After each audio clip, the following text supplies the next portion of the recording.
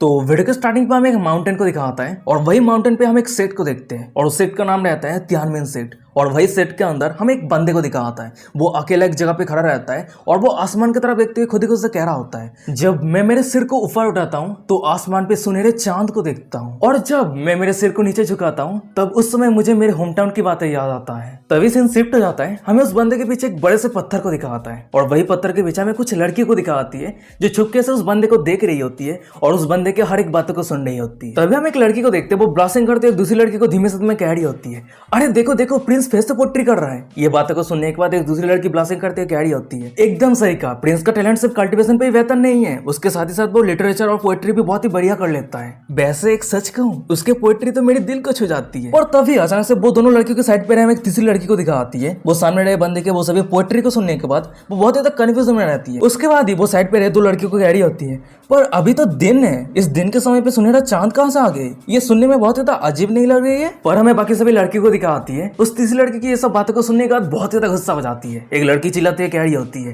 हे newcomers, अगर तुम कुछ नहीं जानते तो चुप रहना, पर ये बकवास बातें मत कहना, ठीक है? तभी हम एक दूसरी लड़की को देखते हैं, वो भी चिल्लाते हुए कह रही होती है, एकदम सही कहा, प्रिंस के पोएट्री का टैलेंट सिंपल नहीं है, तुम इस तरह से रैंडमली कमेंट नहीं कर सकते। और वो सभी लड़कियों की ये सब बातों को सुनने के बाद, ये सब हरकतों को देखने के बाद हमें तीसरी वाली लड़की को दिखाती है, वो तो बहुत ज्यादा डरी हुई रहती है, हमने कांपते हुए कह रही होती है, मेरी बातों का मतलब ये नहीं थी, प्लीज मुझे माफ कर देना। पर तभी अचानक से हमें दिखा होता है कि वो सभी लड़कियों के सामने वो बंदा आ जाता है, फिर वो सभी को रोकते हुए कह रहा होता है, ये काफी हुआ, तुम सभी रुक जाओ। फिर उसके बाद हम उस बंदे को देखते हैं, वो सभी लड़कियों को शांत करवाते हुए कह रहा होता है, हम सभी एक ही सेट के डिसाइपल है, तो ये छोटा मोटा चीजों को लेकर दुश्मनी पैदा करने का क्या जरूरत है? फिर उसके बाद ही वो बंदा तीसरी वाली लड़की की तरफ अपना हाथ आगे करते हुए कह रहा होता है, जूनियर सिस्टर क्या तुम सही हो? ये बातों को सुनने के बाद हमें तीसरी वाली लड़की को दिखाती है, वो तो बहुत ज्यादा ब्लास्टिंग करने लगती है, पूरी फेस रेड हो जाती है। फिर वो अपनी कांपती आवाज में उस बंदे को कह रही होती है, हाँ मैं एकदम सही हूँ, मुझे लेकर आपको चिंता करने के लिए आपका बहुत बहुत शुक्रिया योर हाइनेस। फिर उसके बाद हम उस लड़की को देखते हैं, वो उस बंदे के हाथों के ऊपर अपना हाथ रखती है, फिर वो मन में कह रही होती है, वो कितना था जेंटल है, उसका हाथ कितना था वार्म है। बचपन में जब मेरी फादर के हाथ को पकड़ने के बाद मुझे बहुत ज्यादा सेफ और वार्म महसूस होती थी, अभी मुझे ऐसा ही महसूस हो रही है। वो मेरे बहुत ज्यादा करीब है, उसकी ब्रेथ बहुत ज्यादा वार्म है, मैं उसकी नजरों में सीधा देखने का हिम्मत भी नहीं कर पा रही हूँ। मुझे क्या करना चाहिए? मेरी माइंड पूरी तरीके से ब्लैंक है, मैं कुछ नहीं सोच पा रही हूँ। तभी अचानक से हम उस बंदे को देखते हैं, वो उस लड़की को कह रहा होता है, जूनियर सिस्टर तुम्हें देख के बहुत ज्यादा अनफेमिलियर लग रही है, क्या तुम यहाँ पे न्यू डिसाइपल हो? ये बातों को सुनने के बाद हमें उस लड़की को दिखाती है, वो ब्लशिंग करते कह रही होती है, हाँ योर हाइनेस ने एकदम सही कहा। तभी वो बंदा कह रहा होता है, ओ अच्छा, वैसे अगर तुम फ्यूचर में कोई भी डिफिकल्टी फेस करती हो तो मेरे पास आ जाना, मैं क्लाउड काउंसिल पीक पे रहता हूँ। ओ हाँ, वैसे तुम्हारे नाम क्या है? ये बातों को सुनने के बाद वो लड़की कह रही होती है, ली रूलियन, अगर योर हाइनेस माइंड नहीं करता है तो आप मुझे रूलियन करके ही बुला सकते हैं। और उस लड़की की ये बातों को सुनने के बाद वो बंदा कह रहा होता है, ओ रूलियन, नाम बहुत ही तो सुंदर है, अच्छा ठीक है मैं याद रखूंगा। फिर उसके बाद हम उस बंदे को देखते हैं, वो वहां से जाने लगता है, जाते उस लड़की को कह रहा होता है, अच्छा ठीक है मैं तुम्हारे नाम को याद रखूंगा, अगर तुम फ्यूचर में कोई भी प्रॉब्लम इनकाउंटर करती हो तो सीधा मेरे पास आ जाना। फिर उसके बाद उस जगह से वो बंदा जाने के बाद उस जगह पे जितने सारे लड़की आती है वो सभी रूलियन के ऊपर बहुत ज्यादा जेलस फील करने लगती है। तब हम एक लड़की को देखते हैं, वो ब्लशिंग करते कह रही होती है, क्या प्रिंस ने असल में उस लड़की के नाम से बुलाया? वहीं पे एक दूसरी लड़की कह रही होती है, डैम इट, मैं बहुत ज्यादा जेलस हूँ। और उस सभी के पीछे रहे हमें रूलियन को दिखाती है, वो सभी लड़कियों की बातों को इग्नोर करते हुए उस बंदे के बारे में सोचने लगती है। फिर वो मन में कह रही होती है, कहा जाता है कि प्रिंस 3 साल की उम्र में कल्टिवेट करना शुरू किया था और सिर्फ 6 साल की उम्र में हमने खुद का डीएनए फॉर्म कर लिया था, और जब वो 12 साल का हुआ तो एंसेस्टर ने उसे डिसाइपल के तौर पर एक्सेप्ट किया। वैसे मैं हमेशा सोचती थी कि उसके इतने सारे अचीवमेंट के कारण वो बहुत ज्यादा कोल्ड और एरोगेंट है, पर मैंने कभी ये उम्मीद नहीं कर पाई थी कि प्रिंस सच में इतना ज्यादा जेंटल और काइंड है। फादर देख के ऐसा लग रही है कि 3वां सेट पे ज्वाइन करना है, ये आपके ड्यूटर के लिए सबसे बड़ी ब्लेसिंग है, क्योंकि अब मुझे महसूस हो रही है कि मैं अपनी खुद की रास्ता को ढूंढ लिया है। तभी सीन शिफ्ट हो जाता है, हमें कुछ मिनट के बाद का सीन दिखाता है, भाई हम एक जगह को देखते हैं, वो जगह बहुत ही ज्यादा सुंदर रहता है और उस जगह पे भाई बंदा आ गया होता है, वो अचानक से दरवाजे के सामने आ जाता है और इधर उधर देखने लगता है, वो ये देखने लगता है कि आसपास कोई लोग है या नहीं, और जब वो कंफर्म कर लेता है कि आसपास कोई नहीं है, वो एक गहरा सांस छोड़ता है। उसके बाद वो एक अजीब सा फेस बनाते हुए अजीब सा हंसने लगता है, हंसते हुए कह रहा होता है, मैं सिर्फ कुछ ही ट्रिक यूज करने के बाद हजारों लड़कियों को चार्म कर सकता हूँ। देख के ऐसा लग रहा है कि मेरे फास्ट लाइफ पे, मेरे दुनिया पे जितने सारे नोबेल है, उस सभी नोबेल को रीड करने के बाद जो सभी स्ट्रेटेजी मैंने लर्न किया है वो सब कुछ यहाँ पे काम पे आ रहा है। फिर उसके बाद हम उस बंदे को देखते हैं, वो जोर जोर से हंसने लगता है, हंसते हुए कह रहा होता है, अगर इस तरह से कंटिन्यू चलता रहता है तो मैं बहुत जल्द इस पूरे 3वां सेट को कंट्रोल कर लूंगा, फिर उसके बाद ही धीरे धीरे इस पूरे दुनिया को मेरे हवाले कर लूंगा। पर तभी अचानक से हमें दिखा आता है कि उस बंदे के पीछे कोई आ जाता है और हथौड़े के वहां से उस बंदे के माथे बात भी हिट करता है। फिर हमें फाइनली दिखाता है कि उस बंदे के पीछे कोई और नहीं सिस्टम लेडी रहती है। वो सिस्टम लेडी उस बंदे को कैरी होती है। सिस्टम ने डिटेक्ट किया है कि होस्ट ने गंदी बातें सोच रहा है, तो सिस्टम ने वार्निंग दिया है कि होस्ट ने अपने व्यूअर के ऊपर ध्यान दे। वैसे होस्ट आप अपने रेपुटेशन के ऊपर ध्यान दीजिए। अगर आपका रेपुटेशन बर्बाद हो जाता है तो अपने जितने सारे फेवरेट पॉइंट अर्न किया है वो सब कुछ बर्बाद हो जाएगा। और सिस्टम लेडी की सब बातों को सुनने के बाद हमें उस बंदे को दिखाता है, वो फूट फूट के रोने लगता है। रोते कह रहा होता है, सिस्टम तुम बहुत ज्यादा हैरास हो। ये बातों को सुनने के बाद वो सिस्टम लेडी कह रही होती है, यहाँ पे मैं कुछ नहीं कर सकती। और सिस्टम लेडी की ये बातों को सुनने के बाद हमें उस बंदे को दिखाता है, वो तो और भी ज्यादा गुस्सा हो जाता है। दांत पीसते मनी में कह रहा होता है, ऑडियंस तुम सभी ने एकदम सही गेस किया है। ये छोटी सी लोली कोई मेरे रिंग के अंदर है डेट ही नहीं है, बल्कि मेरा एक सिस्टम है। और हाँ, मैं तो मेरे बारे में बताना ही भूल गया, मैं लिन फैन, मैं एक टाइम ट्रेवलर हूँ। और जब मैंने इस दुनिया में आया था, ना ही मैंने किसी के पेट से जन्म लिया था और ना ही किसी के बॉडी को प्रोसेस किया था, बल्कि जिसने मुझे इस दुनिया में भेजा था उसने मुझे बच्चा बना के इस दुनिया में एक जंगल में फेंक दिया था। और जिस समय मैंने इस दुनिया में एंटर किया था तो उस समय इस पूरी दुनिया में एक अजीब सा फिनोमेना हुआ था। तभी सीन शिफ्ट हो जाता है, मैं फास्ट का सीन दिखाता है। भाई हम लिन फैन को देखते हैं, जब वो पहली बार इस दुनिया में आया था तब एक छोटा सा बच्चा था, वो रो रहा होता है। और जब वो पहली बार इस दुनिया में आया था उस समय एक अजीब सा फिनोमेना होता है, और उसी फिनोमेना को फॉलो करते हुए बहुत सारे लोग उसे रेस्क्यू करने के लिए आ गया था। तभी हम एक बुड्ढी को देखते हैं, वो लिन फैन को उठा लिया होता है। फिर वो कह रही होती है, अरे ये तो होली चाइल्ड है, हेवन से आया है। सच में भगवान ने हमारे तियानवन सेट को ब्लेसिंग दिया है। मैंने ये सब कुछ किताब में रीड किया था, पर मैंने ये कभी उम्मीद नहीं कर पाए थे कि ये सब कुछ फिनोमेना सच में होती है। इस बच्चे का फ्यूचर लिमिटलेस है, वो जरूर एम्पायर का थ्रोन हासिल करेगा। मैंने डिसाइड कर लिया है, ये बच्चा मेरे डिसाइपल बनेगा और आज से ये बच्चा पूरे तियानवें सेट का प्रिंस है। तभी लिन फैन फिर से कह रहा होता है, जब मैं पहली बार इस दुनिया में टाइम ट्रेवल किया था तो दूसरे टाइम ट्रेवलर की तरह मेरे पास कोई भी पास्ट लाइफ की मेमोरी नहीं था, क्योंकि कुछ ही दिन पहले मैं मेरे पास्ट लाइफ की मेमोरी को रिकवर कर पाया हूँ और मुझे पता चला है कि मैं दूसरी दुनिया से आया हूँ। पर मेरे पास्ट लाइफ की मेमोरी रिकवर होने से पहले मैं इस कल्टिवेशन की दुनिया में एक सिंपल यंग कल्टिवेटर था, पर मैं बहुत ही ज्यादा टैलेंटेड था, क्योंकि कम समय के अंदर मैंने कल्टिवेशन पे बहुत सारा ब्रेक थ्रू कर लिया था। और जब मैं 12 साल का हुआ तो तियानवें सेट के एंसेस्टर ने मुझे फास्ट हमारे डिसाइपल के तौर पर एक्सेप्ट किया। फिर उसके बाद हम लिन फैन को देखते हैं, वो अपने एंसेस्टर के सामने घुटने टेकते हुए एंसेस्टर को ग्रीट करते हुए कह रहा होता है, मैं मेरे मास्टर को ग्रीट करता हूँ। पर तभी अचानक से हमें दिखा आता है कि उन दोनों के साइड पे एक पत्थर रहता है और वही पत्थर के पीछे सभी एल्डर छुपके से सामने के नजर को देख रही होती है। तभी हम एक एल्डर को देखते हैं, वो सामने देखते हुए कह रही होती है, क्या ये एंसेस्टर है? ये बातों को सुनने के साइड पर हमें वही बुड्ढी को दिखाती है जो पहली बार लिन फैन को रेस्क्यू किया था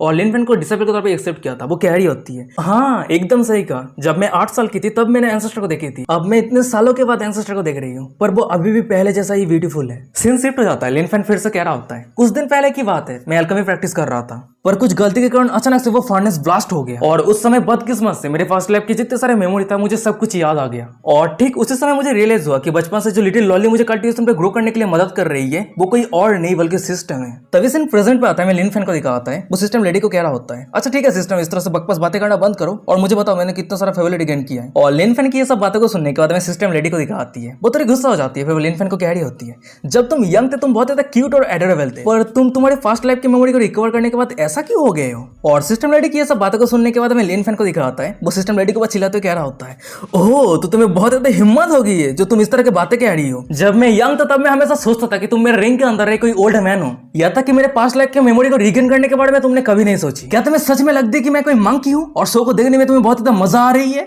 लिन फैन की ये सब बातों को सुनने के बाद सिस्टम लेडी कह रही होती है, मैंने ये सब कुछ किया था ताकि तुम अच्छी तरीके से ग्रो हो सको और सही तरीके से दुनिया को एक्सपीरियंस कर पाओ। और वैसे भी सिस्टम के ऊपर ज्यादा रिले होना ये अच्छी बात नहीं है। अच्छा ठीक है, अब मैं आपको दिखाने वाले हूँ कि आपने टोटल कितने सारे फेवरेट गेन किया है। उसके बाद हमें दिखा था कि लिन फैन के सामने एक सिस्टम का फाइनल ओपन होकर आ गया होता है। फिर उसके बाद हम लिन फैन के सिस्टम को देखते हैं। लिन फैन ने जितने सारे लड़कियों के साथ मिला था वो सभी लड़कियों के फोटो, उसके साथ ही साथ वो सभी लड़कियों का लिन फैन के ऊपर जितना सारा फेवरेट है वो सब कुछ लिन फैन के सिस्टम पे दिखाया जाता है। तभी उस फेवरेट की लिस्ट पे हमें रूलियन को दिखाती है। लिन फैन के ऊपर रूलियन की फेवरेट 100% हो गई होती है। और लिन फैन की प्रोफाइल को देखने के बाद सिस्टम लेडी मन में कह रही होती है, रूलियन उसकी फेवरेट अचानक से 100% कैसे हो गई? ये कोई पहली कैरेक्टर है जो होस्ट के ऊपर फेवरेट 100% हो गई है। फिर उसके बाद अचानक से हम सिस्टम लेडी को देखते हैं, वो एक एविल हंसी हंसती है। फिर वो मनी मन में कह रही होती है, मेरे पास एक ब्रिलियंट आइडिया है। पर तभी अचानक से साइड पर हमें लिन फैन को दिखाता है, वो सिस्टम लेडी को कह रहा होता है, सिस्टम क्या तुम मुझे और मेरे सभी ऑडियंस को कह सकती हो कि तुम्हारे सिस्टम को फेवरेट सिस्टम क्यों कहता है? लिन फैन की ये बातों को सुनने के बाद वे सिस्टम लेडी को दिखाती है, वो लिन फैन को एक्सप्लेन करते हुए कह रही होती है, अच्छा ठीक है मेरी बातों को ध्यान से सुनना।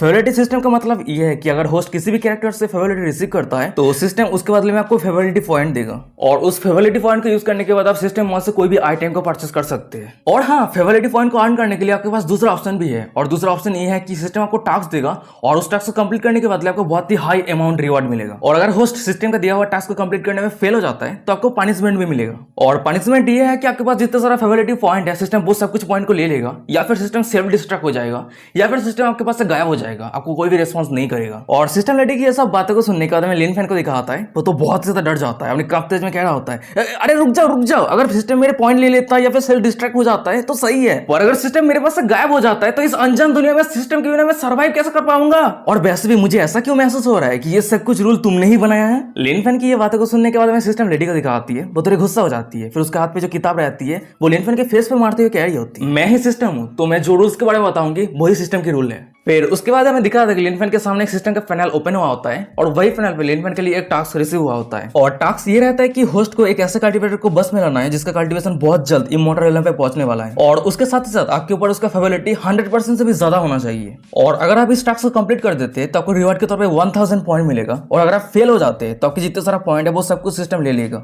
फिर उसके बाद हम सिस्टम लेडी को देखते हैं, वो लिन फैन को कह रही होती है ये रहा तुम्हारा पहला टास्क तुम्हें सिस्टम ने दिया है, और हाँ इस टास्क को संभाल के कंप्लीट करना। और सिस्टम लेडी की ये बातों को सुनने के बाद लिन फैन को दिखाता है, वो एक छोटा सा स्माइल करता है, उसके बाद वो मन में कह रहा होता है अरे रुक जा, मुझे महसूस हो रहा है कि सिस्टम के पास कुछ बग है, अगर मैं टास्क को कंप्लीट करने में फेल हो जाता हूं तो मेरे पास जितना सारा फेवरेटिव पॉइंट है वो सब कुछ सिस्टम कट कर लेगा और रिसेट होकर मेरे पास 0 पॉइंट हो जाएगा, तो क्यों ना मेरे जितना सारा पॉइंट है वो सब कुछ 0 होने से पहले मेरे सभी पॉइंट को यूज कर लेता हूँ। वाह मैं कितना ज्यादा स्मार्ट हूँ। और तभी अचानक से साइड पे हमें सिस्टम लेडी को दिखाती है, लिन फैन क्या सोच रहा है वो सब कुछ समझ जाती है, फिर वो लिन फैन को कह रही होती है नहीं होस्ट तुम बहुत ज्यादा बुद्धू हो, मैं तुम्हें बताना भूल गई, जब तक तुम टास्क को कंप्लीट नहीं करते हो तब तक तुम्हारे लिए सिस्टम मॉल ओपन नहीं होगा और तब तक तुम फेवरेटिव पॉइंट को यूज नहीं कर सकते हो। और सिस्टम लेडी की ये बातों को सुनने के बाद हमें लिन फैन को दिखाता है, वो तो बहुत ज्यादा शॉक हो जाता है, सर से पसीना आ रहा होता है, चिल्लाते करते कि नानी। सीन शिफ्ट हो जाता है, मैं कुछ मिनट के बाद का सीन दिखाता है, वहीं पर हम लिन फैन को देखते हैं वो कुछ लेटर लिख रहा होता है, उसके बाद वो अचानक से साइड पे सिस्टम लेडी को कह रहा होता है क्या ये सब कुछ सही रहेगा। ये बातों को सुनने का सिस्टम लेडी कह रही होती है होस्ट मैं आपको याद करवा देना चाहती हूँ आपके ऊपर आपके ओपोनेंट का फेवरेलिटी 100% तो होना ही चाहिए, उसके साथ ही साथ और भी ज्यादा फेवरेलिटी इंक्रीज होना चाहिए। और सिस्टम लेडी की ये सब बातों को सुनने के बाद हमें लिन फैन को दिखाता है, वो अपना नाक खुजलाते हुए कह रहा होता है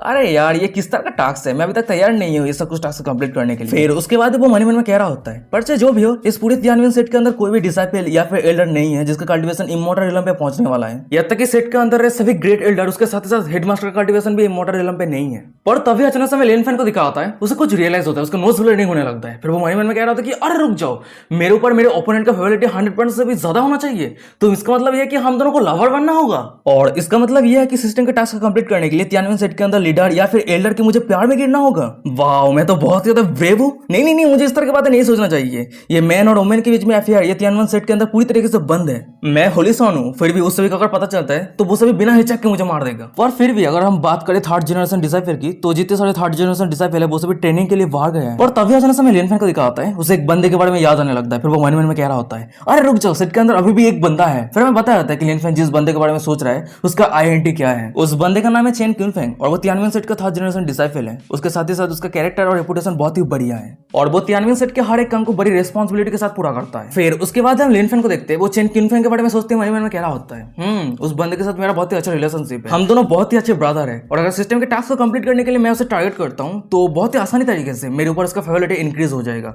100% से भी ज्यादा, और इस तरह से सिस्टम का जो टास्क है वो कंप्लीट हो जाएगा। उसके साथ ही साथ तियानवें सेट के अंदर जो मैन और वुमेन के बीच में अफेयर को लेकर जो रूल है वो भी मैं नहीं तोड़ूंगा। वैसे हर महीने मेरे कल्टीवेशन को लेकर मैं एंसेस्टर को जो कुछ भी रिपोर्ट सबमिट करता हूं वो सब कुछ रिपोर्ट सिनेमा चेन एंसेस्टर के पास पहुंचाता है। वैसे रिसेंटली सिनेमा चेन बहुत ज्यादा बिजी है, उसके साथ बात करना भी बहुत ज्यादा मुश्किल हो चुका है। फिर उसके बाद अचानक से लिन फैन को दिखाता है, उसे कुछ आइडिया आता है, उसके बाद वो एक लेटर लिखने लगता है, उसके बाद वो खुद ही को कह रहा होता है चलो सिनेमा चेन के लिए कुछ अच्छा वाला लेटर लिख देता हूँ, ये लेटर को रीड करने के बाद वो जरूर खुश हो जाएगा और मेरे पर उसका जो फेवरेट है वो 100% से भी ज्यादा हो जाएगा, और फिर उसके बाद मैं सिस्टम के टास्क को बहुत ही आसान के साथ कंप्लीट कर लूंगा। मैं सच में बहुत ही बड़ा जीनियस हूँ। और अचानक से हम लिन फैन को देखते हैं, वो लेटर को लिखना बंद कर दिया होता है, फिर वो मन में कह रहा होता है अरे रुक जाओ मैंने इस तरह का लेटर कभी नहीं लिखा है, तो कैसे लिखना है, क्या लिखना है। फिर उसके बाद हम लिन फैन को देखते हैं, वो सिस्टम लेडी के पास आ गया होता है और एक पप्पी फेस बनाते हुए कह रहा होता है सिस्टम प्लीज मुझे सिखा दो ना इस तरह के लेटर कैसे लिखना होता है। ये बातों को सुनने का सिस्टम लेडी कह रही होती है अच्छा ठीक है कोई दिक्कत नहीं है। सीन शिफ्ट हो जाता है, हमें कुछ मिनट के बाद का सीन दिखाता है, भाई हम सिस्टम लेडी को देखते हैं, वो लिन फैन के लिए एक लेटर लिख दिया होता है, और उस लेटर को देखने के बाद हमें लिन फैन को देखते हैं,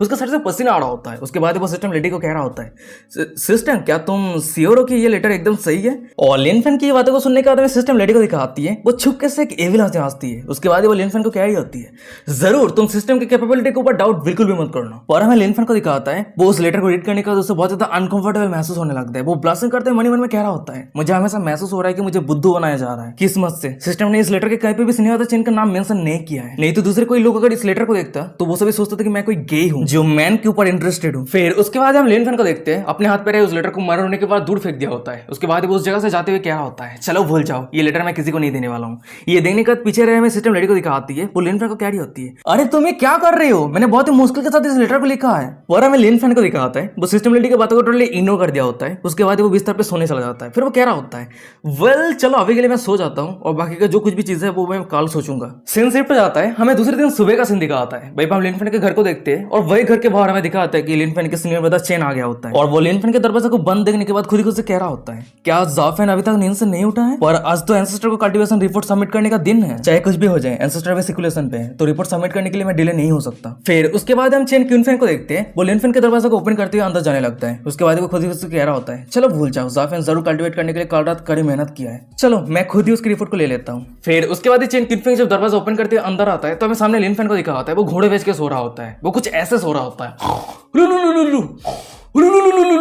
और सामने के नजर को देखने के बाद हमें चेन क्यूनफेन को दिखाता है, वो स्माइल करते मन ही मन में कह रहा होता है सच में ये बच्चा बहुत ज्यादा फनी है। फिर तभी हम चेन क्यूनफेन को देखते हैं, उसका नजर साइड पे एक टेबल की तरफ जाता है। वो टेबल की तरफ देखते खुद ही खुद से कह रहा होता है, ओ तो देख के ऐसा लग रहा है कि जाफेन ऑलरेडी अपने रिपोर्ट को तैयार कर लिया है, उसने सिर्फ अपनी रिपोर्ट को एनवलप पे सील नहीं किया है, चलो मैं ऐसे ही रिपोर्ट को एंसेस्टर को सबमिट कर दूंगा। फिर उसके बाद हम चेन क्यूनफेन को देखते हैं, वो लिन फैन की रिपोर्ट को टेबल से उठाने लगता है, पर अचानक समय दिखा आता है कि उस रिपोर्ट के नीचे और एक लेटर के जैसा कुछ रहता है। ये देखने के बाद चेन क्यूनफेन मन में कह रहा होता है, ये क्या है? फिर उसके बाद वो उस लेटर को उठाते हुए मनी मन में कह रहा होता है, क्या ये जाफेन का कोई दूसरा रिपोर्ट है? और जब वो उस लेटर को पूरी तरीके से रीड करता है वो बहुत ही ज्यादा शॉक हो जाता है, उसके पूरे शरीर में पसीना आ रहा होता है। मनी मन में कह रहा था कि ये क्या है, ये मैंने क्या रीड किया, क्या जाफेन एंसेस्टर के ऊपर इस तरह का फीलिंग्स रखता है? फिर उसके बाद वो एक बार लिन फैन की तरफ देखते मनी मन में कह रहा होता है, जाफेन एक प्रिंस है तो उसके यंग एज के कारण इस तरह की सोच रखना सरप्राइजिंग नहीं है। फिर उसके बाद हम चेन क्यूनफेन को देखते हैं, वो लिन फैन की रिपोर्ट और लेटर को लेकर उस जगह से जाने लगता है, जाते खुद ही खुद से कह रहा होता है, पर ये मैटर बहुत ज्यादा इंपॉर्टेंट है, चाहे कुछ भी हो जाए मुझे ये रिपोर्ट को एंसेस्टर को सबमिट करना ही है और आगे का जो कुछ भी डिसीजन है वो एंसेस्टर लेगी। फिर उसके बाद वो उस जगह से जाने लगता है और वही पीछे लिन फैन के रूम के अंदर रहे सिस्टम लेडी को दिखाती है, वो छुपके से चेन क्यूनफेन को जाते हुए देख रही होती है। फिर वो मन में कह रही होती है, प्लान पूरी तरीके से सक्सेस हो गई है। सीन शिफ्ट हो जाता है, हमें कुछ मिनट के बाद का सीन दिखाता है। हम तियानविन फॉरबिडन लैंड के तियानजू पीक को देखते हैं और उसी जगह पे हम एंसेस्टर के रूम को देखते हैं और एंसेस्टर के रूम के पूरी जगह पे हमें दिखा आता है कि डिसेबल का जितना सारा रिपोर्ट है, न्यूज है, वो सब कुछ सबमिट किया हुआ रहता है। तभी अचानक से हमें दिखा आता है कि वो सभी रिपोर्ट को चेक करने के लिए तियानविन सेट का एंसेस्टर यानी लिन फैन का मास्टर आ गई होती है। और गाइस ये पहली बार है जो हम लिन फैन के मास्टर से मिल रहे हैं। वैसे मास्टर तो बहुत ज्यादा ब्यूटीफुल है, पर ये master start with the confession to the beauty master series के मेन कैरेक्टर जियांग के मास्टर यूनियन के जैसी है ना। चलो छोड़ो, हम कहानी पे आते हैं। हमें लिन फैन के मास्टर को दिखाती है, वो एक रिपोर्ट को अपने हाथ पे लेते हुए खुद ही खुद से कह रही होती है, मैं पूरे 3000 सालों से सर्कुलेशन पे हूँ, इसलिए सेट के जितने सारा अफेयर है वो सब कुछ चेक करने के लिए मुझे महीने पे सिर्फ एक बार ही मौका मिलती है। पर बात यह है कि अभी इसलिए मेरे पास जितने सारे न्यूज आ रही है वो सब कुछ बहुत ज्यादा बोरिंग है। आजकल के यंग लोग तो अपने यूथ को बहुत ज्यादा वेस्ट कर रहा है। फिर उसके बाद हम एंसेस्टर को देखते हैं, बाहर की दुनिया में अभी क्या चल रहा है ये जानने के लिए वो एक न्यूज़पेपर को अपने हाथ पे ले लिया होता है और वही न्यूज़पेपर को चेक करने लगती है और वही न्यूज़पेपर पे लिखा रहता है, किंगियन सेट के जूनियर डिसाइपल जूलिंग वुमेन सेट के एक जूनियर डिसाइपल के प्यार में गिर गया और उसी कारण वो अपने सेट को धोखा दे दिया। और ये न्यूज को देखने के बाद हमें एंसेस्टर को दिखाती है, वो हंसते कह रही होती है, किंगियन सेट एक 8 मेजर इमोर्टल सेट है और जिंगलिंग तो उस सेट के जीनियस है, पर उसने इतना बड़ा क्राइम किया है। मैं इमेजिन कर सकती हूँ कि किंगियन सेट के जितने सारे एल्डर है वो सभी अभी क्या फील कर रहा है। फिर उसके बाद हम एंसेस्टर को देखते हैं, वो न्यूज़पेपर को रख दिया होता है और एक दूसरा न्यूज़पेपर अपने हाथ पे लेते हुए खुद ही खुद कह रही होती है, किस्मत से मेरे तियानविन सेट के अंदर इस तरह के रोमांस रिलेशनशिप लाभ नहीं है, नहीं तो पता नहीं कहां पे कब और किसके कारण हमें दुनिया के सामने एम्बेरस होनी पड़ती। फिर उसके बाद हम एंसेस्टर को देखते हैं, वो एक दूसरा न्यूज़पेपर ओपन कर लिया होता है और उस न्यूज़पेपर पे सेम उस तरह के न्यूज़ लिखा हुआ रहता है। न्यूज़ कुछ ऐसा रहता है कि एक सेट के एल्डर के साथ एक डिसाइपल का एक सीक्रेट रिलेशनशिप है, इसके साथ उसका रिलेशनशिप है, उसके साथ इसका रिलेशनशिप है, सिर्फ इस तरह के न्यूज़। ये सब कुछ न्यूज़ को देखने के बाद हमें एंसेस्टर को दिखाती है, वो तो बहुत ज्यादा डिसअपॉइंट हो जाती है। उसके बाद वो खुद ही खुद से कह रही होती है, छे आजकल का कल्टीवेटर बहुत ज्यादा अनस्टेबल है और सबसे बड़ी बात मेरी सेट के इंटेलिजेंस डिपार्टमेंट ये किस तरह का न्यूज इकट्ठा कर रहा है। अगर वो सभी अच्छा न्यूज इकट्ठा नहीं कर सकता है तो वो सभी अभी कर क्या रहा है। वैसे मुझे अभी भी याद है, इस पूरे तियानविन सेट का फाउंडर मैं और मेरे दोनों सीनियर ब्रदर हैं। मेरी जो सेकंड सीनियर ब्रदर था वो हम सभी में से सबसे ज्यादा टैलेंटेड था, पर सिर्फ एक औरत के कारण उसका पूरा जिंदगी बर्बाद हो गया। क्योंकि जब वो अपने कल्टीवेशन पे ब्रेक थ्रू करने जा रहा था, ठीक उसी समय ट्रिब्यूलेशन के टाइम उसका इनर डीमन जग गया, जिसके कारण वो अपने खुद के ऊपर से कंट्रोल खो दिया और उसी जगह पे उसका मौत हो गया। और बात रही एल्डर सीनियर ब्रदर की, तो उसने कहा था कि अगर तुम्हारे दिल में कोई भी औरत नहीं है तो तुम अपने स्वाड पे डिविनिटी हासिल करोगे। और इस तरह से एल्डर सिनेवादर अपने कल्टीवेशन पे ट्रू इमॉर्टल रियल्म पे ब्रेक थ्रू करने के बाद फेरी वर्ल्ड पे चला गया। और सेकंड ब्रदर की मौत के बाद मैंने पूरे सेट पे डिक्लेयर किया कि तियानमिन सेट के अंदर कोई भी डिसेबल अपने लव और इमोशन पे नहीं जुड़ेगा। और मेरी ये डिसीजन को लेके बहुत सारे लोग गॉसिप किया। उसके बाद हम एंसेस्टर को देखते हैं, वो मन में कैरी होती है, पर वो सभी मेरी इंटेंशन को कैसे समझ सकते हैं। मैं जो कुछ भी किया है उस सभी के भलाई के लिए किया है, ताकि वो सभी अपने यूथ को लव और इमोशन के ऊपर वेस्ट ना करे। फिर उसके बाद हम एंसेस्टर को देखते हैं, वो अपने हाथ पे एक दूसरे रिपोर्ट को ले लिया होता है। उसके बाद वो कैरी होती है। अच्छा ठीक है, चलो अब मेरी सेट के अंदर क्या क्या चल रही है वो देखने के लिए मेरे पास समय आ चुकी है। पर तभी अचानक से एंसेस्टर को दिखाती है, वो अपनी सेट की रिपोर्ट को देखने के बाद वो थोड़ी शॉक हो जाती है, क्योंकि उस रिपोर्ट पे किसी ने लिखा होता है, मैं एंसेस्टर को गिट करती हूँ, रिसेंटली मेरी कल्टीवेशन इंप्रूव हुआ है और मैंने सक्सेसफुली तियानवे थर्ड रियल्म पे ब्रेक थ्रू किया है। मैं ली कीजिन, मैं एंसेस्टर को फिर से ग्रीट करती हूँ। और ये रिपोर्ट को रीड करने के बाद एंसेस्टर मनी मन में कैरी होती है। देख के ऐसा लग रही है कि पास्ट पे तियानवे सेट के लिए जिनार को लीडर के तौर पे चूज करना मेरी सही डिसीजन थी। वो सिर्फ 100 साल के अंदर ही उसका कल्टीवेशन नेट से 100 रियल्म पे पहुंच गई। अब तो उसकी कल्टीवेशन थर्ड लेवल 53 रियल्म पे है। सच में उसकी फीचर लिमिटलेस है। अगर मैं एक दिन ट्रू इमॉर्टल रियल्म पे ब्रेक थ्रू करने के बाद फेरी वर्ल्ड पे चली भी जाती हूँ तो जिनार बिना प्रॉब्लम के तियानवे सेट को हैंडल कर सकती है। फिर उसके बाद हम एंसेस्टर को देखते हैं, वो पीछे मुड़ते खुद ही उसे कैरी होती है।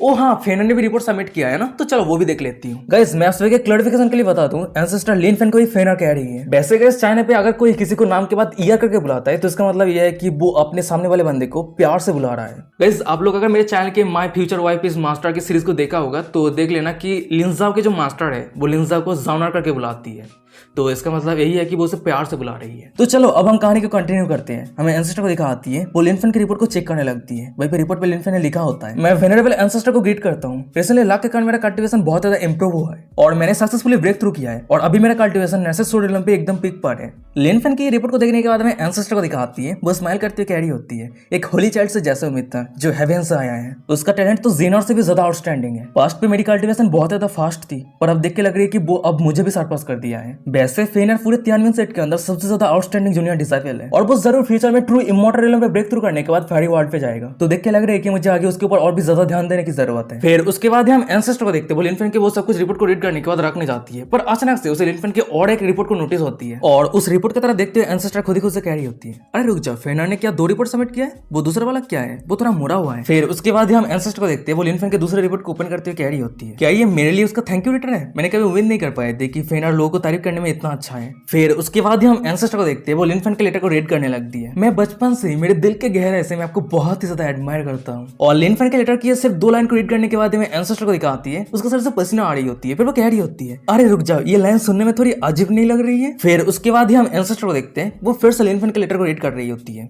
मैं आपके साथ एक ही बेड और एक ही पिलो को शेयर करना चाहता हूँ और एक साथ मिलके लंबे रात को एंजॉय करना चाहता हूँ और एक ही पुल पे हम एक साथ नहाएंगे। फिर उसके बाद धीरे धीरे हम सिंसियरिटी के साथ एक हो जाएंगे। तभी हमें एंसेस्टर को दिखाती है, वो लिनफेन के लेटर को रीड करते करते पूरी एम्ब्रेस हो जाती है और एम्ब्रेस के कारण पूरी फेस रेड हो जाती है। और तभी अचानक से उसे कुछ रियलाइज होती है, वो बहुत ज्यादा शॉक हो जाती है, उसके पूरे शरीर में पसीना आ रही होती है। उसके बाद वो खुद ही खुद से कैरी होती है। ओ हाँ, मुझे अभी भी याद है, मेरे सेकंड सिनेमा इस तरह के सेम लेटर मेरे रूम पे गलती से छोड़ के गया था और वो जिस लड़की को सीक्रेटली एडमायर करता था उस लड़की को लेके एक लव लेटर था और वो लेटर मुझे बाद में मिलने के बाद वो लेटर मैंने सेकंड सिनेमा को लौटा दिया था। और ये सब कुछ बातों को सोचते सोचते हमें एंसेस्टर को दिखाती है, वो तो और भी ज्यादा शॉक हो जाती है। फिर वो मन में कैरी होती है, तो फेनर ने मुझे जो लेटर भेजा है तो क्या ये मेरे लिए फेनर का लव लेटर है? फिर उसके बाद ही अचानक से हम एंसेस्टर को देखते हैं, वो तो बहुत ही ज्यादा गुस्सा हो जाती है। फिर वो अपने हाथ को मुट्ठी करते हुए कैरी होती है। मैंने ये सपने में भी कभी उम्मीद नहीं कर पाए थे कि फेनर मुझे लेके इस तरह के फीलिंग्स रखता है। फेनर हमारे पूरे 93 सेट का आउटस्टैंडिंग डिसाइपल है, पर वो इस प्यार के मायाजाल में कैसे कर सकता है? नहीं, ये सब कुछ बिगड़ने से पहले मुझे ये सब कुछ सही करने की जरूरत है ताकि फेनर गलत रास्ता ना चुने। फिर उसके बाद ही हम एंसेस्टर को देखते हैं, वो जल्दबाजी में किसी को बुलाते हुए कैरी होती है, जिन्हें से कोई अंदर आओ। सीन शिफ्ट हो जाता है, मैं कुछ मिनट के बाद का सीन दिखाता है। वहीं पे हम लिनफेन के घर को देखते हैं और वही घर के अंदर हमें लिनफेन को दिखाता है, वो उबासी लेते हुए नींद से उठता है, पर अचानक से उसका नजर दरवाजे की तरफ जाता है और दरवाजे को खुला देखने के बाद कह रहा होता है, क्या दरवाजा खुला हुआ है? क्या कोई अंदर आया था? फिर उसके बाद ही हम लिनफेन को देखते हैं, वो बिस्तर से उठ के टेबल की तरफ जाता है जहाँ पे उसका रिपोर्ट वगैरह सब कुछ रखा हुआ था, पर उस जगह पे कुछ भी नहीं रहता है। ये देखने के बाद वो शौक होते करता है कि नानी ये सब कुछ कहाँ पे गया? क्या सीनियर चेन ने ऑलरेडी मेरे कल्टीवेशन रिपोर्ट को लेकर चला गया है? लिनफेन की ये बातों को सुनने के बाद हमें दिखा आता है कि साइड पे सिस्टम रेडी आ जाती है। फिर वो लिनफेन को कैरी होती है, जब तुम घोड़े बेच के सो रहे थे तब उस समय तुम्हारे सीनियर चेन आया था और तुम्हारे जितने सारे कल्टीवेशन रिपोर्ट था वो सब कुछ लेके चला गया। और हाँ होस्ट, मैं आपको पहले कह देना चाहती हूँ, कल रात आपने जो लेटर को फेंक दिया था वो लेटर भी आपके सीनियर चैनल लेके चला गया है और शायद हो सकता है कि वो लेटर आपके एंसेस्टर को भी सबमिट कर दिया है। और सिस्टम लेडी की ये सब बातों को सुनने के बाद में लिनफेन को दिखाता है, वो तो बहुत ही ज्यादा शौक हो जाता है, सर से पसीना आ रहा होता है, चिल्लाते हुए कह रहा था कि क्या? उसके बाद वो अचानक से सिस्टम लेडी को दबोच लिया होता है। फिर वो चिल्लाते हुए कह रहा होता है, सिस्टम क्या तुम मेरे साथ मजाक कर रहे हो? क्या मैं उस लेटर को कल फेंक नहीं दिया था? और सबसे बड़ी बात, कल तुमने जो रोमांटिक लेटर लिखी थी उस पर तुमने जानबूझ के सिनेमा चैन का नाम मेंशन नहीं किया था, है ना, ताकि वो लेटर को तुम बाद में एंसेस्टर को दे सको। लिन फैन की ये बातों को सुनने के बाद में सिस्टम लेडी को दिखाती है, वो स्माइल करते कह रही होती है, हाँ जरूर मैंने ये जानबूझ के किया है, और मैंने ये इसलिए किया है ताकि तुम्हारा जो टास्क है वो थोड़ा डिफिकल्ट हो जाए, नहीं तो मजा कैसे आएगा, है ना। और सिस्टम लेडी की ये सब बातों को सुनने के बाद में लिन फैन को दिखाता है, उसे तो बहुत ही ज्यादा गुस्सा आ रहा है, फिर भी वो खुद को शांत करता है। उसके बाद वो सिस्टम लेडी को कह रहा होता है, मुझे तुम्हारे ऊपर बहुत ज्यादा गुस्सा आ रहा है, फिर भी तुम्हारी बहुत बहुत शुक्रिया, क्योंकि उस लेटर के कहीं पे भी सीनियर वता चैन का नाम नहीं है। तो अगर कोई भी उस लेटर को देखता है तो ये नहीं सोचेगा कि मैं कोई गेई हूँ जो मैं सीनियर वता चैन के ऊपर कोई रोमांटिक फीलिंग रखता हूँ। लिन फैन की ये सब बातों को सुनने के बाद सिस्टम लेडी मन में कह रही होती है, क्या मैं होस्ट को बता दूं कि मैं उस लेटर को लेकर कुछ और ही किया है। उस लेटर को लिखने का मेरी पर्पस उसके सीनियर वता चैन नहीं बल्कि उसके मास्टर है। चलो छोड़ो, मैं ये होस्ट को नहीं बताऊंगी। होस्ट के पर्सनालिटी के हिसाब से अगर उसे पता चलता है कि वो लेटर उसके मास्टर के पास चला गया है तो वो सब कुछ पैक करने के बाद इस जगह से निकल जाएगा। और तभी अचानक से हमें दिखा आता है कि लिन फैन के रूम के बाहर कोई आ जाता है और लिन फैन को कह रहा होता है, होली सन लिन फैन, वेनरेबल एंसेस्टर आपको बुलाया है। और उस बंदे की ये बातों को सुनने का सिस्टम लेडी मन में कह रही होती है, होस्ट प्लीज मुझे माफ कर देना, आपको इस तरह की डिफिकल्टी हेड ऑन फेस करना चाहिए, तो होस्ट प्लीज अब आगे बढ़िए। सीन शिफ्ट पे जाता है, मैं कुछ मिनट के बाद का सीन दिखाता है। वहीं पे हम तियानजू पीक को देखते हैं जिस जगह पे एंसेस्टर रहती है। तभी हम उस जगह पे कुछ गार्ड को देखते हैं जो लिन फैन को पकड़ने के बाद आगे बढ़ रहा होता है। पर तभी हमें लिन फैन को दिखाता है, उसके आसपास दो बॉडीगार्ड को देखने के बाद वो बहुत ज्यादा कंफ्यूजन में रहता है। फिर वो मन में कह रहा होता है, अगर वेनरेबल एंसेस्टर मुझे समन करना चाहती है तो सिंपल नोटिफिकेशन काफी है, पर ये दो शैडो गार्ड मुझे इस तरह के पकड़ के लिए जा रहा है जैसे कि मैं कोई अपराधी हूँ। अरे कोई इन दोनों को समझाओ, मैं तियानमेन सेट का प्रिंस हूँ, कोई अपराधी नहीं हूँ, मुझे जाने दो।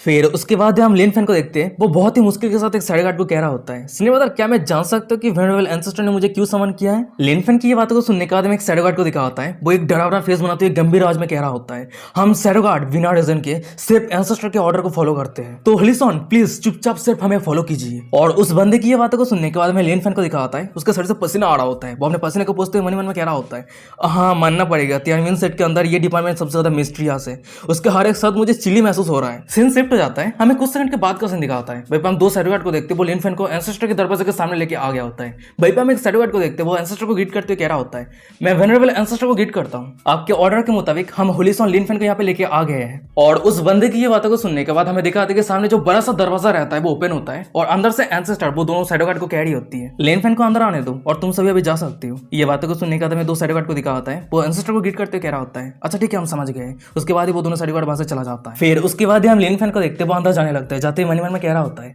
वेनरेबल एंसेस्टर लंबे समय से सर्कुलेशन पे है। वैसे हम दोनों के बीच में तो मास्टर और डिसिपल का रिलेशनशिप है, पर फिर भी मेरे कल्टीवेशन पे मेरे मास्टर के अलावा सिक लीडर मुझे ज्यादा गाइड किया है। अगर अब मैं ये सोचूं तो मैंने मास्टर को लास्ट टाइम 2 साल पहले देखा था। सीन शिफ्ट हो जाता है, हमें कुछ सेकंड के बाद का सीन दिखाता है। भाई हम लिन फैन को देखते हैं, वो पैदल चलते चलते एक चोटी के सामने आ गया होता है और वही चोटी के ऊपर हमें एंसेस्टर को दिखाते वो कल्टीवेट कर रही होती है। फिर उसके बाद हम लिन फैन को देखते हैं, वो अपने मास्टर को ग्रीट करते हुए कह रहा होता है, डिसाइपल लिन फैन मास्टर को ग्रीट करता है। लिन फैन की ये बातों को सुनने के बाद हमें एंसेस्टर को दिखाती है, वो धीरे धीरे अपना आंख खोलती है। उसके बाद वो लिन फैन को कह रही होती है, तुम्हें इतना तो पोलाइट होने की कोई जरूरत नहीं है, फेनर मेरे सामने आओ। उसके बाद हम एंसेस्टर को देखते हैं, वो अपने स्पिरिचुअल पावर के वहां से लिन फैन को अपने तरफ खींच लिया होता है, जिसके कारण हमें लिन फैन को दिखा होता है, वो सीधा एंसेस्टर के सामने आकर रुकता है। भाई हम एंसेस्टर को देखते हैं, वो लिन फैन को कह रही होती है, मेरे पास कुछ क्वेश्चन है जो मैं तुम्हें पूछना चाहती हूँ। फिर उसके बाद हम एंसेस्टर को देखते हैं, वो लिन फैन की तरह देखते हुए मन में कह रही होती है, मैंने उससे 2 साल नहीं मिली है, लिन फैन बहुत ज्यादा मैच्योर हो गया है, उसके साथ ही साथ वो बहुत ज्यादा हैंडसम भी हो गया है।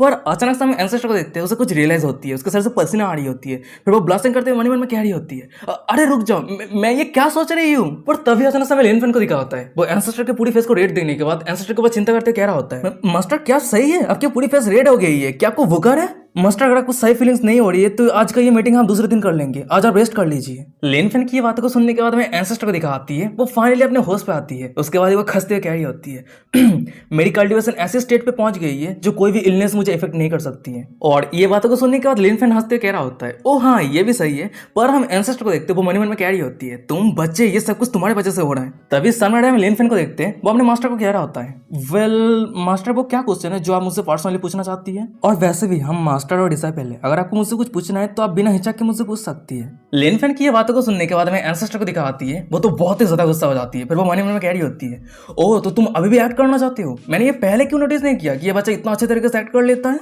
उसके बाद वो लिन फैन के ऊपर चिल्लाते हुए कह रही होती है, लिन फैन तुम्हें पता है। पर अचानक से एंसेस्टर रुक जाती है। फिर उसके बाद वो मन में कह रही होती है, अरे रुक जाओ, क्या मेरी टोन बहुत ज्यादा हैरास है? मैं उसके साथ इतनी हैरासली बात नहीं कर सकती हूँ, अगर मैं करती हूँ तो ये बैकफायर हो सकती है और ये लिन फैन के माइंड पे ऊपर बहुत बहुत ही ज्यादा इफेक्ट पड़ सकता है। और वैसे भी लिन फैन यंग और इनएक्सपीरियंस है और उसकी उम्र में इस तरह की मिस्टेक करना कॉमन है, और मैं उसके मास्टर होने के नाते लिन फैन के ट्रू फीलिंग्स को समझना ये इंपॉर्टेंट है। और फिर भी लिन फैन अभी बहुत ही ज्यादा लापरवाही और जल्दबाजी के साथ एक्ट कर रहा है। पर अचानक से सामने में लिन फैन को देखते हैं, वो अपने मास्टर को कह रहा होता है, क्या जानता हूँ मैं, क्या जानता हूँ मास्टर, आप क्लियरली बताइए, मुझे कुछ समझ में नहीं आ रहा है। लिन फैन की ये बातों को सुनने के बाद हमें उसके मास्टर को दिखाती है, वो ब्लास्टिंग करते हुए कांपते हुए कह रही होती है, वेल तुम्हारे मास्टर होने के नाते मैं तुम्हें जो कहना चाहती हूँ, वेल आज असल में आज मेरी 3000 ईयर बर्थडे है। फिर उसके बाद ये एंसेस्टर मन में कह रही होती है, हे भगवान मैं ये क्या कह रही हूँ। पर अचानक से मैं लिन फैन को दिखा होता है, वो अपने मास्टर की ये बातों को सुनने के बाद बहुत ज्यादा शॉक हो जाता है। शॉक होते कह रहा होता है कि क्या ये सच है। फिर उसके बाद हम लिन फैन को देखते हैं, वो अपने मास्टर को गौर से ऑब्जर्व करते हुए मन में कह रहा होता है,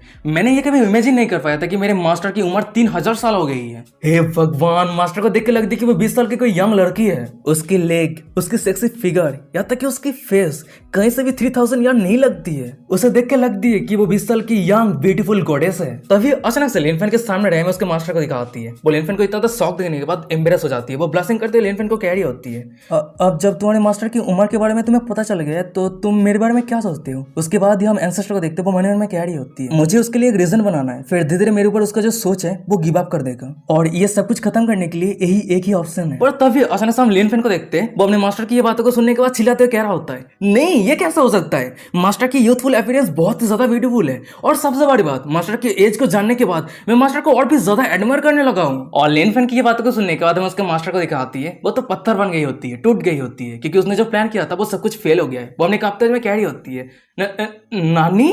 उसके बाद वो मन में कह रही होती है, क्या अब तुम मुझे और भी ज्यादा एडमायर करने लगे हो।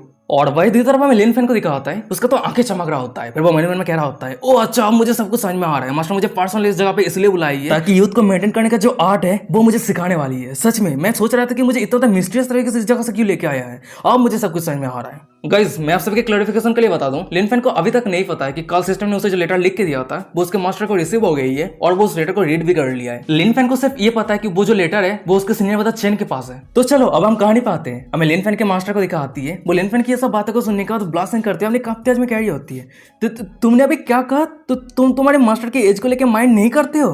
हमें लिन फैन को दिखाता है, उसका तो आंखें चमक रहा होता है। फिर वो कह रहा होता है, जरूर मैं जरूर माइंड नहीं करता है। ये बातों को सुनने के बाद हमें उसके मास्टर को दिखाती है, वो ब्लास्टिंग करते हुए कह रही होती है, वैसे मेरी अपीयरेंस तो यंग है, पर सच तो यह है कि मेरी उम्र ऑलरेडी 3000 ईयर हो गई है। ये बातों को सुनने के बाद हमें लिन फैन को दिखाता है, वो एक सीरियस फेस बनाते हुए कह रहा होता है, मास्टर को मैं डिसलाइक कैसे कर सकता हूँ, और वैसे भी मास्टर के ऊपर मेरा जो एडमायरेशन है वो इतने आसानी से गायब कैसे हो सकता है। और मास्टर अगर आप मुझसे कुछ कहना चाहते हैं तो आप ओपनली मुझे कह दीजिए, इससे मैं और भी ज्यादा खुश हो जाऊंगा। फिर उसके बाद लिन फैन मन में कह रहा होता है, क्या मास्टर को डर है कि मैं उसे ये कह दूंगा कि उसकी एज के हिसाब से वो यंग एक्ट कर रही है। फिर उसके बाद हम लिन फैन को देखते हैं, वो एक लालची हंसे हंसते मन में कह रहा होता है, चाहे कुछ भी हो जाए मैं ऐसा कोई भी बात नहीं कहूंगा जिससे मास्टर ओफेंड हो जाए, नहीं तो वो मुझे यूथ मेंटेनिंग आर्ट को नहीं सिखाएगी, तो सिर्फ उस यूथ मेंटेनिंग टेक्निक के लिए मैं मास्टर को बहुत ज्यादा तारीफ करने वाला हूँ। पर तभी अचानक से सनवाड़े में लिन फैन के मास्टर को दिखाती है, वो अपने दांत पीसते लिन फैन को कह रही होती है, अच्छा ठीक है मैं तुम्हारे इंटेंशन को समझ गई। ये बातों को सुनने के बाद लिन फैन कह रहा होता है, मास्टर आपके ऊपर मेरा जो डिटरमिनेशन है वो कभी नहीं बदलेगा। उसके बाद लिन फैन मन में कह रहा होता है,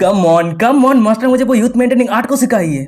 पर अचानक से हम लिन फैन के मास्टर को देखते हैं, वो अपने पास एक तलवार निकाल लिया होता है, और वो तलवार सीधा लिन फैन के गर्दन पे रख दिया होता है, और सामने के नजर को देखने के बाद लिन फैन को दिखा होता है, वो तो बहुत ज्यादा डरा हुआ रहता है, पूरे शरीर में पसीना आ रहा होता है, देख के लग रहा होता है कि पैर में कभी भी मुद देगा। फिर वो मन में कह रहा होता है, नानी ये कहानी कौन से डायरेक्शन पे जा रहा है। पर तभी अचानक से लिन फैन को दिखा होता है, उसका नजर उसके मास्टर के साइड पे जमीन पे पड़े हुए एक लेटर की तरफ जाता है, और उस लेटर की तरफ वो एक नजर देखने से वो समझ आता है कि वो लेटर किसका है। उसके बाद वो मन में कह रहा होता है, ये लेटर तो कल का लेटर है। लिन फैन बहुत ही हुआ रहता है, अपना दांत पीसते मन में कह रहा होता है, डैम इट सब कुछ खत्म, चलो दूसरे रिकॉर्डेशन के लिए तैयार हो जाओ। फिर उसके बाद अचानक से हम लिन फैन के मास्टर को देखते हैं, वो लिन फैन को साइन पे फेंक दिया होता है। उसके बाद वो लिन फैन की छाती के ऊपर पैर रखते हुए और गर्दन पे तलवार रखते हुए चिल्लाते हुए कह रही होती है, लिन फैन तुम तियानमेन सेट के डिसाइपल होने के नाते तियानमेन सेट का रूल को तोड़ दिया है, इसका कॉन्सिक्वेंस क्या होने वाला है तुम जरूर जानते हो। और वही दूसरी तरफ जमीन पे पड़ रहे में लिन फैन को दिखाता है, वो तो बहुत ही डरा हुआ रहता है, सर से पसीना आ रहा होता है। फिर उसके बाद वो मन में कह रहा होता है, तो इसका मतलब यह है कि कल रात सिस्टम ने मेरे लिए जो लेटर लिखा था वो आज सुबह सिनेमा चैन लेने के बाद वो खुद के पास नहीं रखा बल्कि सीधा मास्टर को दे दिया। अब मास्टर सोच रही है कि मैंने मास्टर के लिए लव लेटर लिखा है। खत्म,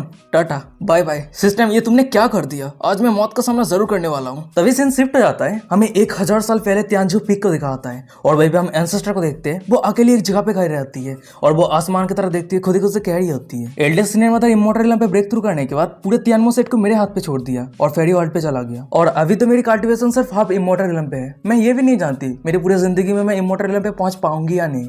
हाय भगवान जाने कब मैं मेरे कल्टीवेशन पे इमॉर्टल रिलम पे ब्रेक थ्रू कर पाऊंगी। असल में वो क्या है, किस चीज का मेरे पास कमी है जिस कारण मैं इमॉर्टल रिलम पे ब्रेक थ्रू नहीं कर पा रही हूँ। तभी सीन प्रेजेंट पे आता है, हमें एंसेस्टर को दिखाती है। वो तो बहुत ही तक गुस्से में रहती है। वो लिनफेन के ऊपर चिल्लाते हुए कह रही होती है, तियानवेन सेट रूल 36, अगर कोई तियानवेन सेट के रूल को तोड़ता है तो उसके कल्टीवेशन को डिस्ट्रॉय करने के बाद तियानवेन सेट से बाहर करवा दिया जाएगा। पर लिनफेन तुम मेरी डिसाइपल होने के नाते और होली सन होने के नाते मैं तुम्हें और एक चांस दे रही हूँ। अगर अभी तुम मानते हो कि तुम गलत हो तो तुम्हारे मास्टर होने के नाते मैं तुम्हें जाने दूंगी। पर फिर भी छोटे से पनिशमेंट के तौर पर मुझे लेके तुम्हारे पास जितना सारा फीलिंग्स है वो सब कुछ याद है मैं तुम्हारे पास से गायब कर दूंगी। और एंसेस्टर की ये सब बातों को सुनने के बाद हमें लिनफेन को दिखाता है। वो थोड़ा शॉक हो जाता है। उसके बाद वो मन में कह रहा होता है, क्या मेमोरी इरेज करना है? और अगर मेमोरी इरेज करना है तो उससे पहले वो मेरी मेमोरी को चेक करेगी और मास्टर के कल्टीवेशन के हिसाब से ये पॉसिबल है। और अगर मास्टर सच में मेरे मेमोरी को चेक करती है तो मेरा जो सीक्रेट है, मैं दूसरी दुनिया से आया हूँ, ये जो सीक्रेट है वो तो एक्सपोज हो जाएगा। नहीं, ये मैं नहीं होने दे सकता, चाहे कुछ भी हो जाए, मुझे ये रिस्क लेना ही है। उसके बाद ही अचानक से हम लिनफेन को देखते हैं। वो स्माइल करते हुए कह रहा होता है, मास्टर आपने क्या कहा?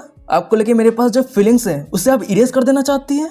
उसके बाद ही अचानक से हम लिनफेन को देखते हैं। वो चिल्लाते हुए कह रहा होता है, मास्टर क्या आप सच में ये सोचती है कि मैं लिनफेन उस तरह के इंसान हूं जो बहुत आसानी के साथ पीछे हट जाऊंगा? आपके ऊपर मेरा जो फीलिंग्स और एडमायरेशन है वो इतने आसानी से मिटने नहीं वाला है। और अगर आप मेरे फीलिंग्स को इरेज कर देना चाहती है तो मुझे जीने से बेहतर होगा कि आप मुझे यहीं पे मार दीजिए। ये बातों को सुनने के बाद हमें एंसेस्टर को दिखाती है। वो थोड़ी शॉक हो जाती है। शॉक होती है, लिनफेन को कह रही होती है, तो तुम ये क्या बकवास बातें कर रहे हो? अपने मास्टर की ये बातों को सुनने के बाद हमें लिनफेन को दिखाता है। वो जमीन से उठते कह रहा होता है, मास्टर मैं कोई बकवास बातें नहीं कर रहा हूँ। मैं अभी जो कुछ भी शब्द कह रहा हूँ ये सब कुछ मेरे दिल के गहराई से आ रहा है। वैसे मास्टर क्या आपने कभी सोच के देखी है कि आप इतने लंबे सालों से सिकुलेशन पे हैं पर फिर भी आप अपने कल्टीवेशन पे ब्रेक थ्रू क्यों नहीं कर पा रही है? फिर उसके बाद अचानक से हम लिनफेन को देखते हैं। वो अपने मास्टर को पकड़ने के बाद दीवार पे सटा दिया होता है। उसके बाद वो अपने मास्टर के बहुत ही ज्यादा करीब आ जाता है। फिर वो कह रहा होता है कि आपको सच में समझ में नहीं आ रही है क्या कोई कल्टीवेशन पे इंप्रूव ना होने का कारण क्या है? तभी हमें दूसरी तरफ लिनफेन के मास्टर को दिखाती है। वो लिनफेन को इतना तक करीब देने के बाद वो ब्लास्टिंग करते हुए अपने दांत पीसते कह रही होती है, रीजन? क्या रीजन? तुम सिर्फ एक नेसेट सोड डिलम का कल्टीवेटर हो, तुम क्या जानते हो? तुम्हें कुछ नहीं पता, तुम बकवास बातें करना बंद करो। ये बातों को सुनने के बाद हमें लिनफेन को दिखा होता है। वो और भी जोर से चिल्लाते हुए कह रहा होता है, आप अपने कल्टीवेशन में ब्रेक थ्रू इसलिए नहीं कर पा रही है क्योंकि आपके पास प्यार का कमी है। आप नहीं समझती है कि सच्चा प्यार क्या है। आपको पता होना चाहिए प्यार एक ताकत है। प्यार नहीं जानता कि लिमिट क्या होता है। और लिनफेन की ये सब बातों को सुनने के बाद हमें उसके मास्टर को दिखाती है। वो थोड़ी शॉक हो जाती है। उसके बाद वो ब्लास्टिंग करती है, अपने कांपते हुए कह रही होती है, प्यार कोई लिमिट नहीं जानती है। पर तभी अचानक से वो अपने फेस को दूसरी तरह घुमा लिया होता है। उसके बाद वो लिनफेन को कह रही होती है, पर चाहे जो भी हो, अगर तुम मुझे प्यार करते हो फिर भी मैं तुम्हें प्यार नहीं कर सकती क्योंकि हम दोनों के बीच में स्टेटस का बहुत ही बड़ा अंतर है। और तुम ही बताओ क्या ये सच में पॉसिबल है कि हम एक दूसरे को प्यार करें? पेनर मुझे माफ कर देना, ये पॉसिबल नहीं है। पर अचानक से हम लिनफेन को देखते वो चिल्लाते हुए कह रहा होता है, हाँ मैं समझता हूँ, मैं सब कुछ समझता हूँ। मैं ये भी समझता हूँ कि मैं आपके उड़ते नहीं हूँ, पर आज मैं जो कुछ भी कह रहा हूँ ये सब कुछ मेरे दिल की बात है।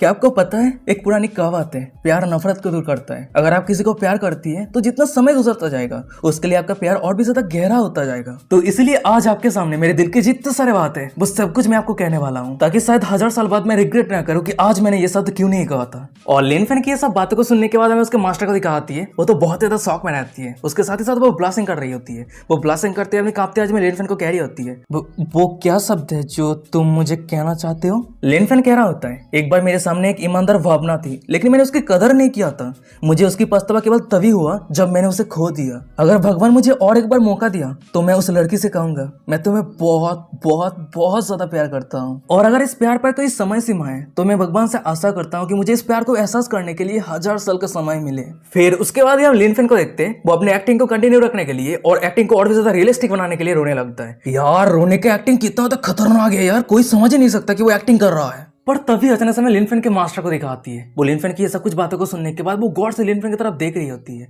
उसकी आंखों में आंसू रहती है। फिर उसके बाद ही वो अचानक से अपने कल्टीवेशन पर ब्रेक थ्रू कर देती है और वही ब्रेक थ्रू के कारण हमें दिखा आता है कि एक गोल्डन लाइट आसमान को चीरते हुए ऊपर जाने लगता है। तभी सीन शिफ्ट हो जाता है। एंसेस्टर अभी जिस जगह पे रह रही है उस जगह से दूर हमें बहुत सारे लोगों को दिखा होता है। वो सभी सामने के नजारा को देख रहा होता है। एंसेस्टर ब्रेक थ्रू कर रही है, ये सामने के नजारा को देख रहा होता है। तभी अचानक हम तियानमेन सेट के लीडर को देखते हैं। वो उस गोल्डन लाइट को देखने के बाद शॉक होती है, कह रही होती है ये तो इमोर्टल क्यों हुआ है। तभी साइड पे हमें वही बुड्ढी को दिखाती है जो पहली वाली इन्फेंट को एडॉप्ट किया था और डिसेबल के तौर पे एक्सेप्ट किया था। वो कह रही होती है अरे ये तो इमोर्टल क्यों है, तियानजो फिक्स से आ रही है।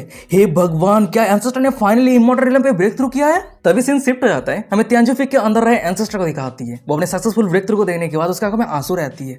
फिर वो मन ही मन में कह रही होती है तो इसका मतलब यह है कि मैं मेरे कल्टिवेशन पे ब्रेक थ्रू इसलिए नहीं कर पा रही थी क्योंकि मेरे पास प्यार की कमी थी। और अगर ऐसी बात है तो मैंने पास्ट पे जितने सारे पाथ चूज किया था वो सब कुछ गलत है।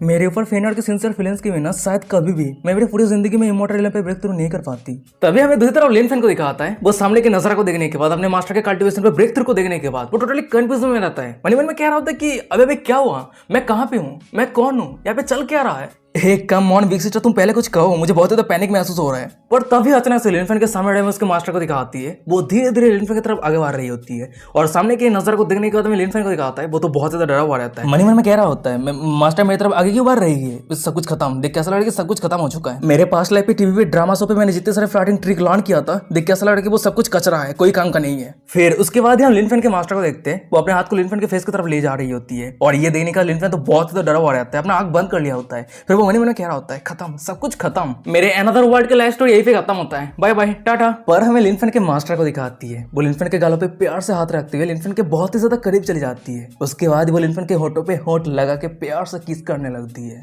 और अपने मास्टर की ये एक्शन को देखने के बाद हमें लिनफेन को दिखाता है। वो तो बहुत ज्यादा शॉक हो जाता है, ब्लास्टिंग करने लगता है। ब्लास्टिंग करते कह रहा होता है मास्टर आप। पर अचानक से उसके मास्टर को दिखाती है। वो भी बहुत ज्यादा इंप्रेस रहती है, अपने फेस को ढकते हुए लिनफेन को कह रही होती है तुम बुद्धू कह के क्या तुम मुझे अभी भी मास्टर करके बुलाओगे। और ये बातों को सुनने के बाद हमें लिनफेन को दिखाता है। वो तो और भी ज्यादा शॉक हो जाता है। उसके बाद वो ब्लास्टिंग करते हुए मन में कह रहा होता है क्या ये सब कुछ हो रहा है, क्या मैं सच में मास्टर के साथ फ्लर्टिंग करने में सक्सेसफुल हो चुका हूँ।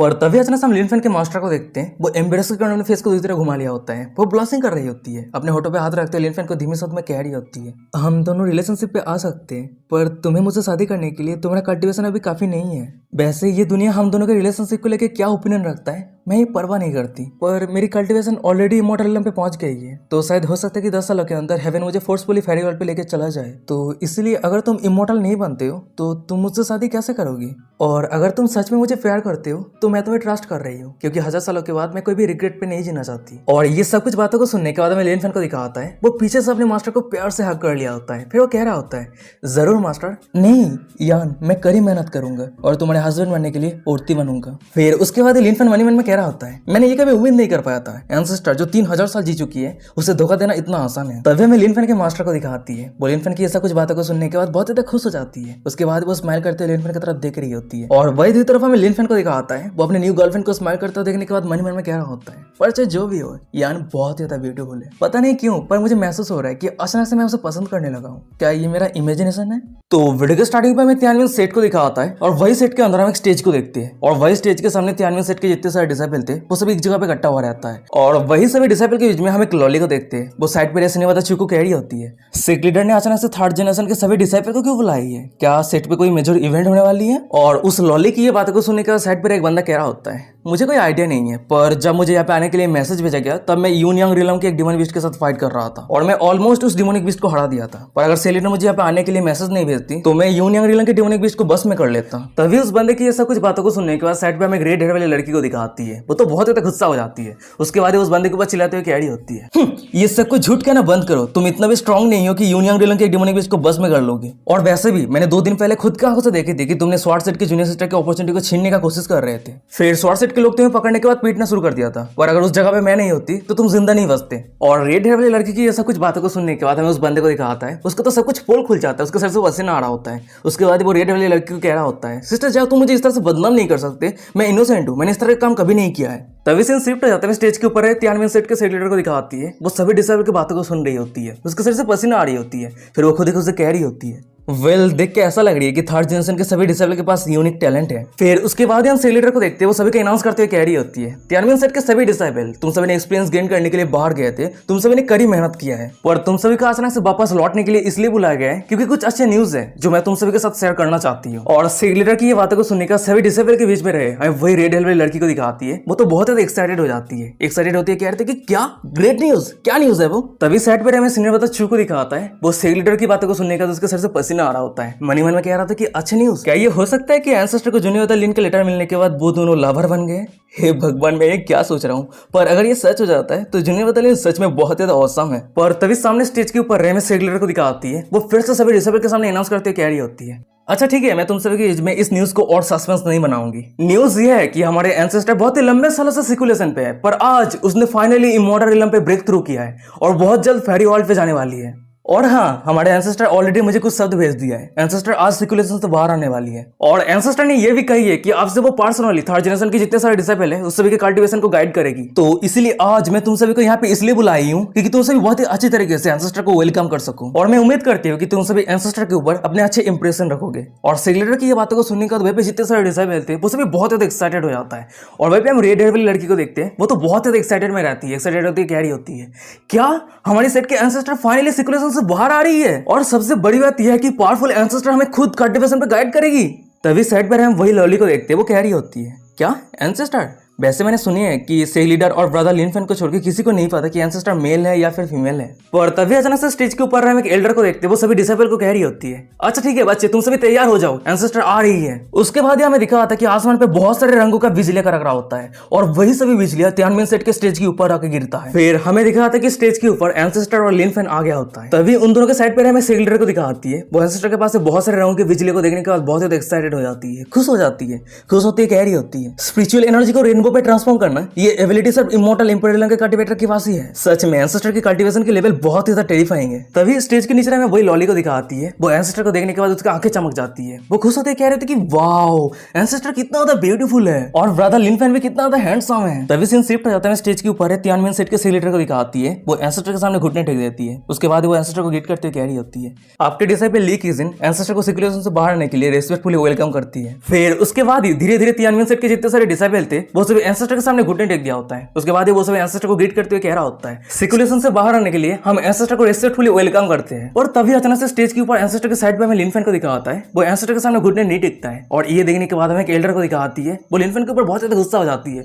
उसके बाद वो लिनफेन को चिल्लाते हुए कह रही होती है, लिनफेन तुम इतना डिसरेस्पेक्टफुल कैसे हो सकते हो, हम सभी एंसेस्टर को रेस्पेक्टफुली वेलकम कर रहे हैं और अभी भी तुम खड़े हुए हो। और उस एल्डर की ये बातों को सुनने के बाद लिनफेन कह रहा होता है, वेल असल में बात यह है कि पर अचानक से हम एंसेस्टर को देखते हैं, लिनफेन के अधिवाद को करते हुए सभी एल्डर को कह रही होती है, मैंने तुम सभी को सिर्फ ये कहे थे कि थर्ड जनरेशन जितने सारे डिसेबल है उस सभी को इकट्ठा करने के लिए, और मैंने तुम सभी को ये कभी नहीं कही थी कि इस तरह के वेलकम सेरेमनी तैयार करने के लिए। फिर उसके बाद हम एंसेस्टर को देखते हैं, वो सभी को अनाउंस करते हुए कह रही होती है, हम तियानमेन सेट के लोग कोई भी फॉर्मेलिटी से नहीं बंधे हुए हैं, तो तुम सभी को घुटने टेकने की कोई जरूरत नहीं है, तुम सभी उठ जाओ। और एंसेस्टर की ये बातों को सुनने के बाद मैं साइड पे वही एल्डर को दिखाती है जो कुछ ही समय पहले लिनजिन को डांट रही थी, वो थोड़ी पैनिक हो जाती है। उसके बाद वो एंसेस्टर को कह रही होती है, अच्छा ठीक है एंसेस्टर मुझे माफ कर देना। उसके बाद वो सभी डिसेबल को कह रही होती है, क्या तुम सभी सुन नहीं पाए, तुम सभी को घुटने टेकने की कोई जरूरत नहीं है, जल्दी से उठ जाओ। तभी हम एंसेस्टर को देखते हैं, वो पीछे मुड़ती है और सेलेटर को कह रही होती है, जिनोर। ये बातों को सुनने के बाद सेलेटर कह रही होती है, हाँ मास्टर बताइए। ये बातों को सुनने के बाद एंसेस्टर कह रही होती है, तुमने बहुत ही बढ़िया काम किया है, जब मैं यहाँ पे नहीं थी तो तुम अकेले ही तियानमेन सेट को संभाल लिए, उसके साथ ही साथ अपने कल्टीवेशन को भी इंप्रूव किया है। और एंसेस्टर की ये बातों को सुनने के बाद हमें सेलेटर को दिखाती है, वो तो बहुत ज्यादा खुश हो जाती है, खुश होती है, कह रही होती है, नहीं मास्टर बहुत ही काइंड है, मास्टर कुछ ज्यादा ही तारीफ कर रही है। एंसेस्टर फिर से कह रही होती है, मेरी सिकुलेशन से बाहर आने की एक ही रीजन है, मैं फेरी वर्ल्ड पे जाने से पहले तियानमेन सेट का एक स्ट्रॉन्ग फाउंडेशन बनाना चाहती हूँ, क्योंकि मैं ये नहीं चाहती कि मेरी एब्सेंस पे तियानमेन सेट का ग्रोथ रुक जाए। तो इसीलिए जेनर मैंने तुम्हें जितने सारे लेसन सिखाए उस सभी लेसन को छोड़ के सभी एल्डर के साथ कोऑपरेट करके जो डिवाइस मेथड है उस मेथड को सभी डिसाइपल के साथ शेयर करो और सभी के कल्टीवेशन को इंप्रूव कर पाऊं। और हाँ सबसे बड़ी बात, बहुत सारा सिकुलेशन पे रहने के बाद सेट के जितने सारे एफआईआर है उस सभी एफआईआर को लेकर मैं फेमिलियर नहीं हूँ, तो इसीलिए मैं तुम्हारे ऊपर और जितने सारे एल्डर है उस सभी के ऊपर रिले होने वाली हूँ। और एंसेस्टर की बातों को सुनने का सेलेटर कह रही होती है, अगर हमारे डिसेबल प्रैक्टिकल एक्सपीरियंस नहीं कर सकते तो उस सभी के कॉम्बैट स्किल को इंप्रूव करने के लिए दूसरे सेट के साथ कॉम्पिटिशन करने की जरूरत है। और वैसे भी हमारे तियानमेन सेट हमेशा मुखर रहा है, तो शायद हो सकती है कि हमने बहुत सारे सेट को ऑफेंड कर दिया है, और मुझे डर है कि अगर हम दूसरे सेट को हमारे साथ कोऑपरेट करने के लिए कहते हैं तो वो से हमारे साथ कोऑपरेट नहीं करेगा। और ये बातों को सुनने के बाद हमें एंसेस्टर को दिखाती है, वो थोड़ी गुस्सा हो जाती है, फिर वो चिल्लाते हुए कह रही होती है, तुम्हें किस बात की डर है, मैंने इमॉर्टल रिलम पे ब्रेक थ्रू किया है और जो एनर्जी रिलीज हुई है बहुत सारे पावरफुल कल्टिवेटर इस एनर्जी को सेंस कर लिया है। और जब वो सभी सेट को पता चल जाए कि मैं सिकुलेशन से बाहर आ गई हूँ तो किसके पास हिम्मत है जो हमें चैलेंज कर सके। तो इसीलिए जीनर ज्यादा चिंता मत करो और जो काम है उसे बोल्डली कंप्लीट करो। और अगर फिर भी कोई 93 सेट को प्रोवोक करने का कोशिश करता है या फिर कोऑपरेट नहीं करता है तो मैं उसके साथ पर्सनली डील करूंगी। और एंसेस्टर की बातों को सुनने के बाद मैं सेग लीडर को दिखाती है, वो एंसेस्टर को ग्रीट करते कह रही होती है अच्छा ठीक है मास्टर मैं समझ गई। उसके बाद ही सेग लीडर मन में कह रही होती है सच में मास्टर बहुत ही ज्यादा डोमिनेटिंग है। पर तभी अचानक से हम एंसेस्टर को देखते हैं, वो छुपके से लिन फैन की तरह देखती है। उसके बाद वो सभी को अनाउंस करते हुए कह रही होती है ओ हाँ मैं और एक चीज अनाउंस करना चाहती हूँ, अगर कोई थर्ड जनरेशन डिसाइपल लिन फैन के कल्टीवेशन को सरपास कर पाता है तो लिन फैन 93 सेट के प्रिंस का स्टेटस खो देगा और थर्ड जनरेशन डिसाइपल जिसने लिन फैन को हराया है उसे 93 सेट के प्रिंस का स्टेटस मिल जाएगा। उसके साथ ही साथ वो मेरी डायरेक्ट डिसाइपल बन जाएगी। और एंसेस्टर की ये बातों को सुनने के बाद हमें पीछे रहे लिन फैन को दिखाता है, वो तो बहुत ज्यादा शॉक हो जाता है। शॉक होते करते नानी तभी से शिफ्ट हो जाता है। मैं स्टेज के नीचे सभी डिसाइबल के बीच में रहे वही रेड वाली लड़की को दिखाती है। वो एंसेस्टर की ये अनाउंसमेंट को सुनने के बाद बहुत ज्यादा एक्साइटेड हो जाती है। एक्साइटेड होती है खुद ही खुद से कह रही होती है वाओ ये तो सच में बहुत ज्यादा इंटरेस्टिंग है। तभी साइड पर हमें सीनियर बता चेन को दिखाता है, वो एंसेस्टर की ये अनाउंसमेंट को सुनने के बाद बहुत ज्यादा अनकंफर्टेबल महसूस करने लगता है। फिर वो मन में कह रहा होता है एंसेस्टर की ये बातों की मतलब क्या है, क्या वो जूनियर बता लेन को हार्ड टाइम देना चाहती है? अगर ये सच है तो ये जूनियर बता लेन के लिए थोड़ा टफ होने वाला है। और सीनियर बता चेन के साइड पर हमें वही लॉली को दिखाती है, वो लिन फैन की तरह देखती हुई मन में कह रही होती है ब्रदर लिन फैन चिंता मत करो, इस पूरे 93 सेट के अंदर आपके अलावा कोई दूसरा फ्रेंड्स तो नहीं है। अगर कोई आपके पोजीशन को छीनने का कोशिश करता है तो मैं उस इंसान को जरूर रोकूंगी क्योंकि मैं लिंगर आपके सबसे ज्यादा स्ट्रॉन्गेस्ट सपोर्टर हूँ। तो गाइस यहाँ से हमें पता चलता है कि इस लॉली का नाम लिंगर है, तो हम इस लॉली को आगे से लिंगर करके बुलाएंगे। सीन शिफ्ट हो जाता है, हमें कुछ घंटों के बाद का सीन दिखाता है। वहीं पे हम 93 सेट के एंसेस्टर के रूम को देखते हैं और वही रूम के अंदर हमें एंसेस्टर को दिखाती है, वो एक चेयर पे बैठे रहती है और वही साइड पे हमें लिन फैन को दिखाता है, वो टेबल पे अपने सिर को जोर जोर से पीट रहा होता है। अचानक से वो खुद को रोकता है, उसके बाद वो एंसेस्टर को कह रहा होता है यान क्या तुम सच में चाहती हो कि हर कोई मुझे टारगेट करे? वो सभी थर्ड जनरेशन डिसाइपल मेरी तरफ ऐसे दिख रहा था, लग रहा था कि मैं कोई बलि का बकरा हूँ। और लिन फैन की ये बातों को सुनने के बाद हमें यान को दिखाती है, वो तो एकदम कूल अंदाज में चाय पी रही होती है। उसके बाद ही वो लिन फैन को कह रही होती है तुम्हें शांत रहना चाहिए और हाँ फेनर मैं तुम्हें चांस दे रही हूँ, अगर तुम तुम्हारे कल्टीवेशन को इंप्रूव किए बिना मेरे साथ रहना चाहती हो ये ऑलमोस्ट इम्पॉसिबल है। वैसे तुमने कुछ ही समय पहले खुद का ही देखा था कि वो सभी एल्डर का तुम्हारे ऊपर एटीट्यूड कैसा था। ये बातों को सुनने के बाद हमें लिन फैन को दिखा होता है, वो थोड़ा उदास हो जाता है। फिर वो कह रहा होता है हाँ ये भी सच है। उसके बाद वो मन में कह रहा होता है अभी मेरा करंट कल्टीवेशन लेवल यान के आसपास भी नहीं है और अभी अगर मैं दूसरों के सामने यान के साथ ज्यादा बात भी करता हूँ तो ये यान के लिए और भी ज्यादा ऑकवर्ड सिचुएशन तैयार हो जाएगी। फिर उसके बाद ही अचानक से हम लिन फैन को देखते हैं, वो खुद को शांत करता है और मोटिवेट होते यान को कह रहा होता है अच्छा ठीक है मैं इस दुनिया के यंग टैलेंट हूँ, मैं एक दिन जरूर हम दोनों के रिलेशनशिप को सभी के सामने ओपनली अनाउंस करूंगा। और लिन फैन की ये बातों को सुनने के बाद हमें यान को दिखाती है, वो स्माइल करते लिन फैन को कह रही होती है एकदम सही कहा तुम मेरी मैन हो। तो लिन फैन तुम ज्यादा चिंता मत करो, तुम जब तक कड़ी मेहनत करती हो और मेरी गाइडेंस के हिसाब से तुम सिर्फ 1000 सालों के अंदर जरूर इमॉर्टल रिलम पे ब्रेक थ्रू कर लोगे। और यान की ये बातों को सुनने के बाद लिन फैन कह रहा होता है क्या 1000 साल? उसके बाद वो मन में कह रहा होता है हाँ मैं मानता हूँ कि यान और मेरे बीच में कल्टीवेशन का गैप बहुत ही बड़ा है पर मेरे पास एक एडवांटेज है, मैं दूसरी दुनिया से आया हूँ, उसके साथ ही साथ मेरे पास एक सिस्टम है और मेरा कल्टीवेशन स्पीड दूसरों से बहुत ही ज्यादा फास्ट है। फिर उसके बाद ही अचानक से हम लिन फैन को देखते हैं, वो अपने जगह से उठ जाता है। फिर वो यान को कह रहा होता है नहीं 1000 साल बहुत ही लंबा समय है, मैं इतना समय इंतजार नहीं कर सकता, 10 साल सिर्फ 10 साल ही काफी है। आने वाले 10 सालों के अंदर मैं इमॉर्टल रिलम पे ब्रेक थ्रू करूंगा और तुम्हारे साथ फेरी वर्ल्ड पे जाऊंगा और इस रिजल्ट को हासिल करने के लिए मुझे जितना भी चैलेंज फेस करना पड़े मैं तुम्हारे लिए हर एक चैलेंज को फेस करने के लिए तैयार हूँ। और लिन फैन की ये सब कुछ बातों को सुनने के बाद हमें यान को दिखाती है, वो थोड़ी शॉक हो जाती है। शॉक होते लिन फैन को कह रही होती है फेनर तुम। और तभी अचानक हम लिन फैन को देखते हैं, वो यान के बहुत ही ज्यादा करीब आ जाता है। यान के आंखों की तरफ देखते हुए कह रहा होता है यान मैं बहुत ही ज्यादा सीरियस हूँ, मैं लिन फैन कसम खाता हूँ अगर 10 सालों के अंदर मैं तुम्हारे साथ फेरी वर्ल्ड पे नहीं जा पाया तो इस हेवन और अर्थ से मेरे नाम निशान आत्मा और शरीर पूरी तरीके से मिटा दूंगा। तो यान मैं उम्मीद करता हूँ कि तुम मुझे कुछ हिम्मत दोगी। और लिन फैन को इतना तक करीब देखने के बाद लिन फैन की ऐसा कुछ बातों को सुनने के बाद हमें यान को दिखाती है, वो ब्लास्टिंग करने लगती है। अपनी कांपते हुए में लिन फैन को कह रही होती है हिम्मत किस तरह का हिम्मत? लिन फैन कह रहा होता है तुम तुम्हारी आंख को बंद करो। ये बातों को सुनने के बाद हमें यान को दिखाती है, वो ब्लशिंग करते हुए लिन फैन को कह रही होती है अच्छा ठीक है। उसके बाद ही यान अपनी आंख बंद कर लेती है। पर अचानक से हम लिन फैन को देखते हैं, वो यान के होठों पे होठ लगा के प्यार से किस करने लगती है। और लिन फैन के ये एक्शन को देखने के बाद हमें यान को दिखाती है, वो पहले तो शॉक हो जाती है पर वो लिन फैन को रेसिस्ट नहीं करती है, वो भी लिन फैन को किस करने लगती है। सीन शिफ्ट हो जाता है, हमें 93 सेट के इनर कैबिनेट को दिखाता है और वहीं पे हम सेग लीडर और बाकी सभी एल्डर को देखते हैं, वो सभी एक साथ मिलकर कुछ मीटिंग कर रहा होता है। तभी अचानक से हम सेग लीडर को देखते हैं, वो सभी एल्डर को कह रही होती है अच्छा ठीक है, अगर किसी के पास कोई ऑब्जेक्शन नहीं है तो जो प्लान है उसे हम कंटिन्यू करते हैं। और वैसे भी ये हमारे एंसेस्टर मास्टर की विश से। ये बातों को सुनने के बाद एक एल्डर कह रहा होता है, इस ट्रेनिंग मिशन को लेकर मेरे पास कोई भी ऑब्जेक्शन नहीं है, पर इमोर्टल सेट के बीच रैंकिंग कंपटीशन पे हमारी भागीदारी के संबंध में हमारे तियानवे सेट के जितने सारे डिसेबल है उस सभी का एक मिक्स रेपुटेशन है, और सिर्फ यही कारण है जो इमोर्टल और डिमोनिक फंक्शन दोनों ही हमारे सेट को नफरत करता है। तो इसीलिए क्या ये हो सकता है कि वो सभी सेट समय का फायदा उठा के हमारे ऊपर फ्लड करेगा? और उस एल्डर की ये बातों को सुनने के बाद सेलिडर कह रही होती है, हम तियानवे सेट के लिए फ्यूचर फिलहाल सिलेक्ट कर रहे हैं, तो ये सैक्रिफाइस तो होना ही है, ये हम अवॉइड नहीं कर सकते। तो सेकंड एल्डर, आपको आगे और कुछ कहने का जरूरत नहीं है। और सेलिडर की ये बातों को सुनने के बाद सेकंड एल्डर कह रहा होता है, जब एंसेस्टर ने परमिशन दे दिया है तो मेरे पास और कोई ऑब्जेक्शन नहीं है। तभी अचानक से हम एक दूसरे एल्डर को देखते हैं, वो सेलिडर को कह रही होती है, सेलिडर यहाँ पे कुछ चीजें हैं जो मैं आपको इन्फॉर्म करना चाहती हूँ। ये बातों को सुनने के बाद सेलिडर कह रही होती है, हाँ कहो क्या है। वो एल्डर कह रही होती है, मैं 8 मेजर इमोर्टल सेट के साथ कांटेक्ट किया था, उनमें से 7 मेजर इमोर्टल सेट हमारे साथ कोऑपरेट करने के लिए राजी हो गया है, पर किंग वन सेट का फाउंडर जियान किंग वन हमारे साथ कोऑपरेट करने के लिए राजी नहीं है। और उस एल्डर की ये बातों को सुनने के बाद मैं सी लीडर को दिखाती है, वो थोड़ी शॉक हो जाती है, शॉक होती है, कहती है कि क्या ये सच है? ये बातों को सुनने के बाद वो एल्डर कह रही होती है, हाँ जियान किंग वन बहुत ज्यादा कानिंग है, उसे पता है कि हमारे एंसेस्टर ने इमोर्टल रियल्म पे ब्रेक थ्रू किया है, और इसी कारण वो हमें डायरेक्टली रिफ्यूज नहीं किया है, बल्कि उसने किंग वन सेट के अंदर एक रिंग सेटअप किया है, और उसने कहा है कि अगर तियानवे सेट के कोई भी डिसेबल किंग वन सेट के तीनों होलिसन को हरा देता है तो वो हमारे साथ कोऑपरेट करने के लिए राजी हो जाएगा। और उस एल्डर की ये बातों को सुनने के बाद मैं सी लीडर को दिखाती है, वो अपने जगह से उठते कह रही होती है, ओह इंटरेस्टिंग, बहुत ही ज्यादा इंटरेस्टिंग, तो चलो देखते हैं हमारे तियानवे सेट के डिसेबल अच्छे हैं या फिर किंग वन सेट के डिसेबल बेहतर है। फिर उसके बाद ही हम सेल्डर को देखते हैं, वो सभी एल्डर को कह रही होती है, मेरी कमांड तियानवे सेट के जितने सारे डिसेबल है सभी के पास पहुंचा दो, अगर तियानवे सेट के कोई भी डिसेबल किंग वन सेट के तीनों होलिसन को हरा देता है तो उसे रिवार्ड के तौर पे इमोर्टल ऑरिजिन पिल मिलेगा, उसके साथ ही साथ मिलियन स्पीड स्टोन भी मिलेगा। तभी सीन शिफ्ट हो जाता है, 3 दिनों के बाद का सीन दिखाता है, वहीं पे हमें कल्टिवेटर को देखते वो आसमान पे उड़ के जा रहा होता है,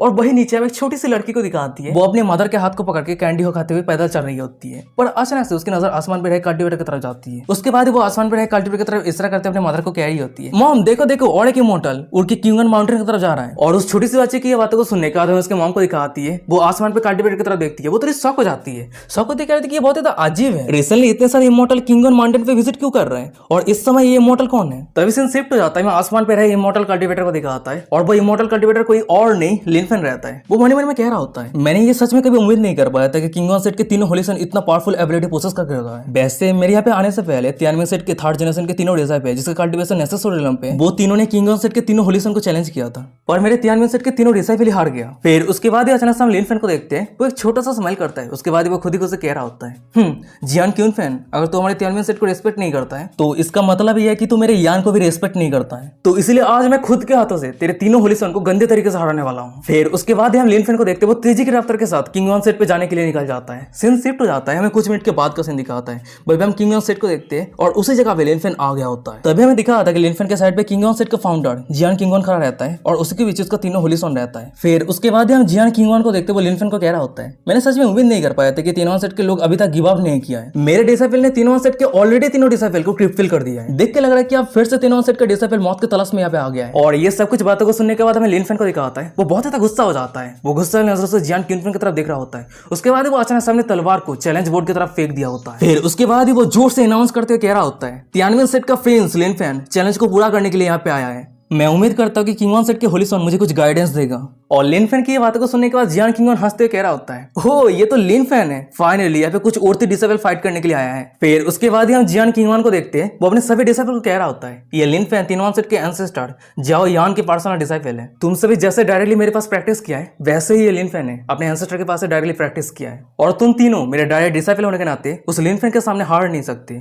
क्या तुम सभी मेरे बातों को समझ रहे हो? और जियान किंग वन की ये बातों को सुनिएगा तो वो तीनों होलिसन कह रहा होता है, हम हमारे मास्टर के होनर को कभी भी नीचे नहीं करेंगे। फिर उसके बाद हम तीनों होलिसन को देखते हैं, वो तीनों लिनफेन के साथ फाइट करने के लिए लिनफेन के सामने एक अजीब सा पोज देके खड़ा हो जाता है। वैसे वो तीनों तो होलिसन है, पर उन तीनों के पास कोई भी मैजेस्टिक अपीयरेंस नहीं है, सिर्फ नाम पे ही होलिसन है, और अगर सिंपल शब्द पे कहा जाए तो ये तीनों मॉब कैरेक्टर है, अभी खत्म हो जाएगा। तभी हमें दूसरी तरफ लिनफेन को दिखाता है, वो सामने के नजारे को देखने के बाद, तीनों होलिसन के ये कारनामे को देखने के बाद वो बहुत ही मुश्किल के साथ अपने हंसी को रोक के रखा होता है। फिर वो मन में कह रहा होता है, ये तीनों बंदे क्या कर रहा है, क्या पे कोई जोकर सो चल रहा है? पर तभी अचानक से हम एक होलिसन को देखते, वो लिनफेन की तरफ उंगली करते हुए कह रहा होता है, हे क्या तुम तीन वन सेट का प्रिंस हो? तभी हम एक दूसरे होलिसन को देखते हैं, वो सीरियस फेस बनाते हुए गंभीर आवाज में लिनफेन को कह रहा होता है, वैसे मानना पड़ेगा तीन वन सेट का प्रिंस बहुत ज्यादा एरोगेंट है। तभी हम तीसरे होलिसन को देखते हैं, वो हंसते हुए लिनफेन को कह रहा होता है, अच्छा ठीक है बताओ तुम पहले किसके साथ फाइट करना चाहते हो? और वो तीनों होलिसन की ये बातों को सुनने के बाद लिन फैन कह रहा होता है, मैं तुम तीनों को बहुत ज्यादा एडमायर करता हूँ और मैं तुम सभी के साथ फाइट कर रहा हूँ, ये मेरे लिए किस्मत की बात है और मुझे माफ कर देना, मेरे पास ज्यादा टाइम नहीं है, तो इसलिए तुम तीनों एक साथ ही आ जाओ। तभी अचानक से हम लिन फैन को देखते हैं, वो 3 दिन पहले की बातों को याद करने लगते हैं। वही पे हमें यान को दिखाती है, वो लिन फैन को कुछ स्क्रॉल देते हुए कह रही होती है, इसे रख लो। और वही दूसरी तरफ हम लिन फैन को देखते हैं, वो यान के हाथ से उस स्क्रॉल को ले लिया होता है और उस स्क्रॉल को चेक करते हुए कह रहा होता है, लिमिटलेस यूनिवर्स, ये किस तरह का नाम है यान, ये क्या है? लिन फैन की ये बातों को सुनने के बाद यान कह रही होती है, जब मैं सिकुलेशन पे थी तब मैंने इस कल्टीवेशन मेथड को बनाई थी और जब मैंने रिसेंटली इमॉर्टल रियल्म पे ब्रेक थ्रू किया तब मैंने इस कल्टीवेशन मेथड को मॉडिफाई करने के बाद परफेक्ट किया है और अब ये कल्टीवेशन मेथड की ग्रेड इमॉर्टल लेवल पे पहुंच गई है। वैसे अभी सेलिडस जीनर और सभी एल्डर मिल के 3 सीट के अंदर जितने सारे डिसेबल है उस सभी के प्रमोशन प्लान कर रहा है और मैं भी कुछ दिनों के लिए फिर से सिकुलेशन पे चली जाऊंगी क्योंकि डिसेबल के कल्टीवेशन रिवार्ड के लिए मुझे कुछ पिल रिफाइन करना है। और वैसे भी तुम्हारी कल्टीवेशन 8 ग्रेड इमॉर्टल सेट के अंदर जितने सारे डिसेबल है उस सभी से आगे निकल गया है, पर अभी भी कुछ टेक्निक है जो तुम्हें रिफाइन करने की जरूरत है, तो इसलिए इस अपॉर्चुनिटी का फायदा उठाओ और वो सभी टेक्निक को और भी डीपली समझने का कोशिश करो। और जब तुम ये सब कुछ टेक्निक पूरी तरीके से समझ जाओगे तो नेसर सोलियम के कल्टीवेटर के बीच में तुम इनविंसिबल बन जाओगे। फिर उसके बाद ही अचानक से हम यान को देखते हैं, वो लिन फैन के माथे पर राव करते हुए कह रही होती है, तो जाओ और अपने उड़ती को सभी के सामने प्रूव करो। और यान की ये सब कुछ बातों को सुनने के बाद लिन फैन मन ही मन में कह रहा होता है, क्या इमॉर्टल लेवल टेक्निक, तो इसका मतलब मेरा कल्टीवेशन मैक्स लेवल टेक्निक से शुरू हो रहा है। सीन प्रेजेंट पे आता है, हमें लिन फैन को दिखाता है, वो एक एविलन से हंसते हुए मन ही मन में कह रहा होता है, इस जिंगॉन सेट पे आने से पहले यान ने मुझे ऑलरेडी एक max level cultivation method limitless universe divine technique दिया था और मैंने 3 दिन कड़ी मेहनत करने के बाद वो सब टेक्निक को थोड़ा बहुत लर्न कर लिया है, तो आज इस तरह के कचरे को डील करना मेरे लिए बहुत ज्यादा आसान होने वाला है। और तब भी अचानक से लिन फैन के सामने रहे किंगॉन सेट के तीनों होलिसन को दिखाता है। लिन फैन के जैसा कुछ बातों को सुनने के बाद बहुत ज्यादा गुस्सा हो जाता है। एक होलिसन चिल्लाते हुए कह रहा होता है, ये कितना ज्यादा एरोगेंट है, हमें अंडरस्टिमेट बिल्कुल भी मत करना। भाई पे एक दूसरा होलिसन कह रहा होता है कि ये बंदा मौत के तलाश में है। उसके बाद अचानक से हम पहले वाले होलिसन को दिखा होता है, वो सीधा लिन फैन के ऊपर अटैक करने के लिए आगे बढ़ रहा होता है। उसके बाद वो चिल्लाते हुए कह रहा होता है, किंगॉन सेट सुप्रीम मार्शल आर्ट टेक्निक कुंसान। और वही दूसरी तरफ हमें लिन फैन को दिखा होता है, वो भी फाइट बैक करने के लिए तैयार हो जाता है। फिर वो कह रहा होता है, चलो आ जाओ, मैं भी तैयार हूँ। उसके बाद हमें दिखा होता है कि उन दोनों का अटैक एक दूसरे से टकरा आता है, पर लिन फैन का अटैक बहुत ज्यादा पावरफुल होने के कारण किंगॉन सेट के पहले वाले होलिसन के हाथ के हड्डियां टुकड़ों में बढ़ जाता है। उसके बाद वो बंदा दूर जाके गिरता है और सीधा एक दीवार पे जाके टकराता है। वो लिन फैन की ये पावर को देखने के बाद बहुत ज्यादा शॉक में रहता है। शॉक होते कह रहा था कि क्या ये कैसे पॉसिबल हो सकता है। उसके बाद वो बेहोश हो जाता है और सामने की नजारा को देखने के बाद हमें बाकी 2 होलिसन को दिखा होता है, वो दोनों बहुत ज्यादा शॉक में रहता है। एक होलिसन शॉक होते कह रहा था कि क्या इस बच्चे ने ब्रदर को उनको एक ही मुंह के वजह से हरा दिया। वही एक दूसरा होलिसन कह रहा होता है, इस बच्चे ने किस तरह का डोमिनेटिंग टेक्निक यूज किया है। पर तभी अचानक से हम लिन फैन को देखते हैं, वो तेजी के रफ्तार के साथ वो 2 होलिसन के पीछे आ जाता है। उसके बाद वो कह रहा होता है, हे तुम दोनों बैटल के बीच में डिस्ट्रैक्ट होने का हिम्मत कैसे किया है। फिर उसके बाद लिन फैन वो दोनों होलिसन के माथे को पकड़ने के बाद एक दूसरे के माथे पे हिट करवा देता है। फिर वो कह रहा होता है, चलो हेल्प पे जाओ। और लिन फैन के उस अटैक करना हमें दिखाया था कि वो 2 होलिसन वहीं पे घायल हो जाता है और बेहोश होकर जमीन पे गिर जाता है। फिर उसके बाद हम लिन फैन को देखते हैं, वो अपने हाथ को पोंछते खुद ही खुद से कह रहा होता है, इमॉर्टल सेट के डिसाइपल है, पर फिर भी इस सभी के पास बहुत कुछ कमी है। उसके बाद वो मन ही मन में कह रहा होता है, यान ने मुझे जो लिमिटलेस यूनिवर्स टेक्निक दिया है, सच में ये टेक्निक फॉर्मेडेबल है, बहुत ही ज्यादा पावरफुल है। मैंने सिर्फ इस टेक्निक के 3rd लेवल का यूज किया है, फिर भी नेसेस सोलियम के कल्टीवेटर मेरा कोई भी मैचअप नहीं है। और जब मैं 9 लेवल को लर्न कर लूंगा तब पता नहीं ये टेक्निक कितना ज्यादा पावरफुल होगा। पर तभी अचानक से मैं साइड पे किंगॉन सेट के फाउंडर जियान किंगॉन को दिखा आता है। वो सामने के नजारा को देखने के बाद, अपने डिसेबल के सभी रिजल्ट को देखने के बाद वो बहुत ज्यादा शॉक में रहता है। शॉक होते कहता है कि क्या मेरे तीनों टॉप डिसेबल पलक झपकते ही हार गया। उसके बाद वो अचानक से खुद को शांत करता है। फिर वो मन ही मन में कह रहा होता है, डैम इट, तो अंत पे मेरे डिसेबल उस औरत के डिसेबल से भी हार गया। पर चाहे जो भी हो, ये बंदे ने अकेला ही मेरे तीनों होलिसन को हरा दिया है। इस बंदे का स्ट्रेंथ बहुत ज्यादा टेरिफाइंग है, पर मैं ये मानने के लिए राजी नहीं हूँ। तभी सीन शिफ्ट हो जाता है, हमें दिखा आता है कि लिन फैन के सिस्टम पे डिंग करते हुए नोटिफिकेशन आता है, जियान किंगॉन का होस्ट के ऊपर फेवरेलिटी 10% तक बढ़ गया है। उसी कारण को रिवॉर्ड के तौर पर 10 फेवरेलिटी पॉइंट मिलता है। होस्ट के पास अभी 1269 फेवरेलिटी पॉइंट है। और सिस्टम के ये नोटिफिकेशन को देखने के बाद हमें लिन फैन को दिखाता है, वो थोड़ा शॉक हो जाता है। फिर वो मन ही मन में कह रहा था कि क्या मैंने बुड्ढे किंगॉन के तीनों डिसेबल को हरा दिया, पर फिर भी मेरे ऊपर उसका फेवरेलिटी बढ़ रहा है, क्यों? क्या ये हो सकता है कि यान और इस बुड्ढे के बीच में रिलेशनशिप सिंपल नहीं है? चलो अभी के लिए मैं ज्यादा नहीं सोचूंगा, मैं बाद में यान से पूछ लूंगा। फिर उसके बाद अचानक से हम लिन फैन को देखते हैं, वो जियान किंगॉन की तरफ अपना तलवार आगे करते हुए कह रहा होता है, मिस्टर किंगॉन अपने प्रॉमिस को भूल मत जाना। फिर लिन फैन अपना बातें खत्म करने के बाद अपने स्वार्ड पे चढ़ के जाने लगता है और वही पीछे में जियान किंगॉन को दिखा आता है, वो चुप रहता है और वो लिन फैन को जाते हुए देख रहा होता है। सीन शिफ्ट हो जाता है, हमें कुछ मिनट के बाद का सीन दिखा आता है। वही हम तियानवे सेट के मैरिट हॉल को देखते हैं। उसी जगह पे हमें दिखा आता है कि एक बहुत बड़े स्टोन टैबलेट रहता है और उसी स्टोन टैबलेट के सामने लिन फैन आ गया गया होता है। वो सामने देखते हुए खुद ही खुद से कह रहा होता है, ओ तो क्या ये वही मेरिट मोन्यूमेंटम है जो यान ने सेटअप किया है। वैसे सेट पे एक न्यू रूल बनाया गया है, अगर कोई भी डिसाइपल यान की टीचिंग को सुनना चाहता है तो उसे सबसे पहले एक मेरिट पॉइंट देना होगा, और इस मेरिट पॉइंट को अर्न करने के लिए सेट के टास्क को कंप्लीट करना होगा या फिर सेट कंपटीशन पे अपने रैंक को इंप्रूव करना होगा। और यान सर्कुलेशन से बाहर आने के बाद इस रूल को सेटअप किया है, तो मुझे भी इस रूल को फॉलो करना होगा। फिर उसके बाद ही हम लिन फैन को देखते हैं, वो सामने स्टोन टेबलेट पे अपना हाथ रखता है और अपना हाथ रखने के बाद ही वो स्टोन टेबलेट पे कुछ वर्ड हाईलाइट होने लगता है। उसके बाद उस स्टोन टेबलेट से आ जा रहा होता है, लिन फैन तियानवे सेट का थर्ड जनरेशन डिसाइपल हेवेली टास्क को कंप्लीट किया है, और टास्क को कंप्लीट करने के कारण रिवार्ड के तौर पे एक इमोर्टल ऑरिजिन फील मिलता है। उसके साथ ही साथ 1 मिलियन स्पीड स्टोन मिलता है और 100,000 मेरिट पॉइंट मिलता है। उसके बाद हमें दिखा था कि लिन फैन के सामने एक इमोर्टल ऑरिजिन फील, उसके साथ ही साथ 1 मिलियन स्पीड स्टोन अपेयर हो जाता है। और सामने की नजर को देखने के बाद हमें लिन फैन को दिखा आता है, वो तो बहुत ज्यादा खुश रहता है। खुश होते खुद ही खुद से कह रहा होता है, वाह मुझे बहुत सारे वैल्यूएबल आइटम मिल गए। सच में तियानवे सेट अपनी रेपुटेशन का उड़ती है। फिर उसके बाद हम लिन फैन को देखते हैं, वो अपने हाथ में इमोर्टल ऑरिजिन फील को ले लिया होता है और उस फील को चेक करते हुए खुद ही खुद से कह रहा होता है, ये इमोर्टल ऑरिजिन फील की वजह से मेरा कल्टीवेशन एक ही बार में बहुत ही ज्यादा इंप्रूव होगा। फिर हमें दिखा था कि कल्टीवेशन के कितने सारे रिलम होता है। पहले होता है क्यूआई ट्रेनिंग, उसके बाद होता है डेन फॉर्मेशन, फिर होता है यंग ह्यूमन, उसके बाद नेसेट सोल, फिर होता है ग्रेट पावर, उसके बाद होता है होली रिलम, फिर होता है वॉइड इमोर्टल, और एकदम लास्ट पे जो सबसे ज्यादा पावरफुल होता है वो होता है इमोर्टल रिलम। और ये सब कुछ रिलम को सोचते हुए लिन फैन मन ही मन में कह रहा होता है, यान और मेरे बीच में जो कल्टीवेशन का डिस्टेंस है वो अभी भी बहुत ही ज्यादा बड़ा है। पर तभी अचानक से हमें दिखा था कि लिन फैन के सामने सेग लीडर और ग्रेट एल्डर आ जाती है, और उन दोनों को देखने के बाद लिन फैन कह रहा होता है, सेग लीडर ग्रेट एल्डर आप दोनों यहाँ पे क्या कर रही है। लिन फैन की ये बातों को सुनने के बाद हमें सेग लीडर को दिखाती है, वो हंसते हुए कह रही होती है, लिन फैन तुमने बहुत ही बढ़िया काम किया है, आपने मार्शल आर्ट को और भी बेहतर तरीके से जानने के लिए 3 दिन तक तुम खुद को सर्कुलेशन पे रखा। वैसे पता चला है कि तुम एक समय का इंतजार कर रहे थे, और जब तुम एक बार बाहर निकले तो तुम्हें सक्सेस हासिल हुआ। उसके साथ ही साथ तुमने 8 इमोर्टल गेट पे अपने नाम को स्थापित करने के लिए सक्सेसफुल हो गए। और सेग लीडर की ऐसा कुछ पेचीदा बातों को सुनने के बाद हमें लिन फैन को दिखा होता है, वो थोड़ा पैनिक हो जाता है। उसके बाद वो सेग लीडर को कह रहा होता है, मैंने किंग ऑफ सेट के तीनों ग्रैंड डिसाइपल को हराया है, तो सेग लीडर क्या इस बारे में बात कर रही है।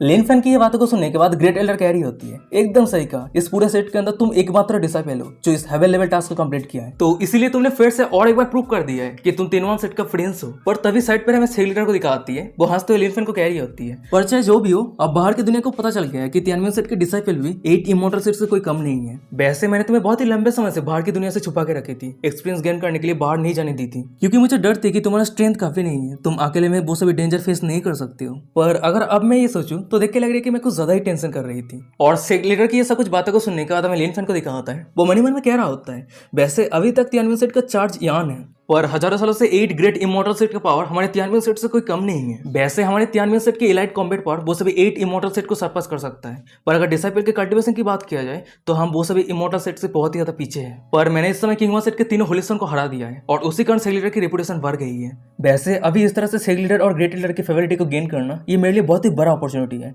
पर मैं एरोगेंट नहीं हो सकता, नहीं तो मेरा डाउनफॉल शुरू हो जाएगा। उसके बाद हम लिन फैन को देखते हैं, वो सेग लीडर और ग्रेट लीडर के सामने इनोसेंट एक्ट करते हुए कह रहा होता है, जरूर हम जो टेक्निक प्रैक्टिस करते हैं वो हमारे ने खुद शेयर किया है, और अगर ये सब कुछ टेक्निक पाने के बाद भी मैं दूसरे को हरा नहीं पाता हूं तो मुझे एक गिलास पानी में डूब के मर जाना चाहिए। और सबसे बड़ी बात, तियानवे सेट के फ्रेंड्स होने के नाते सेट के रेपुटेशन को बढ़ाना ये मेरा रिस्पांसिबिलिटी है। और लिन फैन की ये सब कुछ बातों को सुनने के बाद हमें सेग लीडर को दिखाती है, वो एक छोटा सा स्माइल करते हुए धीमे साथ में ग्रेट एल्डर को कह रही होती है, हम्बल हिम्मत वाला और अपने अचीवमेंट को लेकर एरोगेंट नहीं है। ये बातों को सुनने के बाद ग्रेट एल्डर धीमे साथ में कह रही होती है, सच में ये डिसाइपल अपने मास्टर को भी सरपास कर देगा। उसके बाद हम सेग लीडर और ग्रेट एल्डर को देखते हैं, वो दोनों एक दूसरे की तरफ देख के स्माइल करने लगती है। वो दोनों ही मन में कह रही होती है, इस बच्चे का फ्यूचर लिमिटलेस है। और वही दूसरी तरफ हमें लिन फैन को दिखाता है, वो एक लालची फेस बनाते हुए मन में कह रहा होता है, सेग लीडर और ग्रेट एल्डर हंस रही है, तो इसका मतलब मैं मेरे एक्टिंग से उन दोनों को इंप्रेस कर दिया है। सच में मैं बहुत ज्यादा क्लेवर हूँ। फिर उसके बाद यह अचानक से हमें दिखाता है कि लिन फैन के सिस्टम पे डिंग करते नोटिफिकेशन आता है, सेग लीडर ली किस दिन का होस्ट के ऊपर फेवरिटी 30% तक बढ़ गई है, ग्रेट एल्डर मे फैन का होस्ट के ऊपर फेवरिटी 30% तक बढ़ गई है, होस्ट के पास अभी 1329 फेवरिटी पॉइंट है।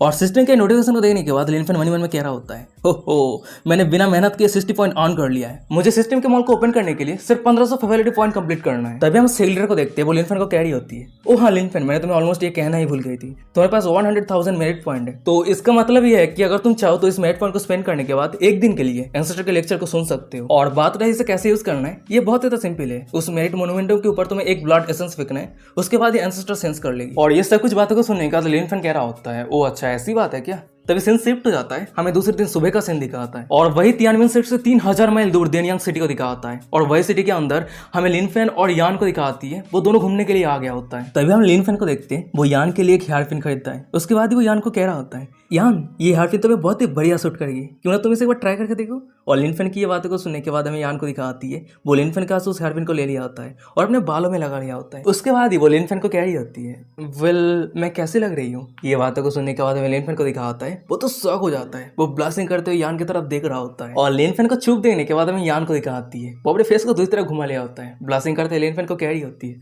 तो तुम चुप क्यों हो और ऐसे मेरी तरफ क्यों देख रही हो, ये बहुत ही ज्यादा एम्बेरसिंग है। और तभी अचानक से हमें दिखा आता है कि उन दोनों के पीछे कोई जोर से अनाउंस करते हुए कह रहा होता है, बहुत ही बड़े परफॉर्मेंस शुरू होने वाला है, जल्दी से आ जाओ, देखने के लिए जल्दी से आ जाओ। और ये अनाउंसमेंट को सुनने के बाद हमें लिनफेन को दिखाता है, वो यान के हाथ को पकड़ने के बाद दौड़ के उस जगह से जाने लगता है। जाते हुए कह रहा होता है, देख के ऐसा लग रहा है कि भाई पे कोई शो शुरू होने वाला है, यान चलो जाके देखते हैं। और वही पीछे में दुकानदार को दिखाता है, वो लिनफेन को रोकते हुए कह रहा होता है, सर अपने हेयर पिन का अभी तक पेमेंट नहीं किया है, प्लीज रुक जाइए। और उस दुकानदार की ये बातों को सुनने के बाद हमें लिनफेन को दिखाता है, वो उस दुकानदार के मुंह पे एक स्पीड स्टोन देके मारता है और वो दुकानदार जब अपने हाथ पे वो स्पीड स्टोन को लेता है, वो बहुत ज्यादा शॉक हो जाता है। शॉक होते करते कि ये तो स्पीड स्टोन है, अगर मैं ऐसे इमॉर्टल सेट पे बेचता हूँ तो मुझे इसके बदले में 10 गोल्ड कॉइन मिलेगा। उसके बाद वो दुकानदार चिल्लाते हुए लिनफेन को शुक्रिया अदा करते हुए कह रहा होता है, सर आपका बहुत बहुत शुक्रिया। तभी सीन शिफ्ट हो जाता है, हमें यान को दिखाती है, वो लिनफेन के पीछे पीछे दौड़ रही होती है।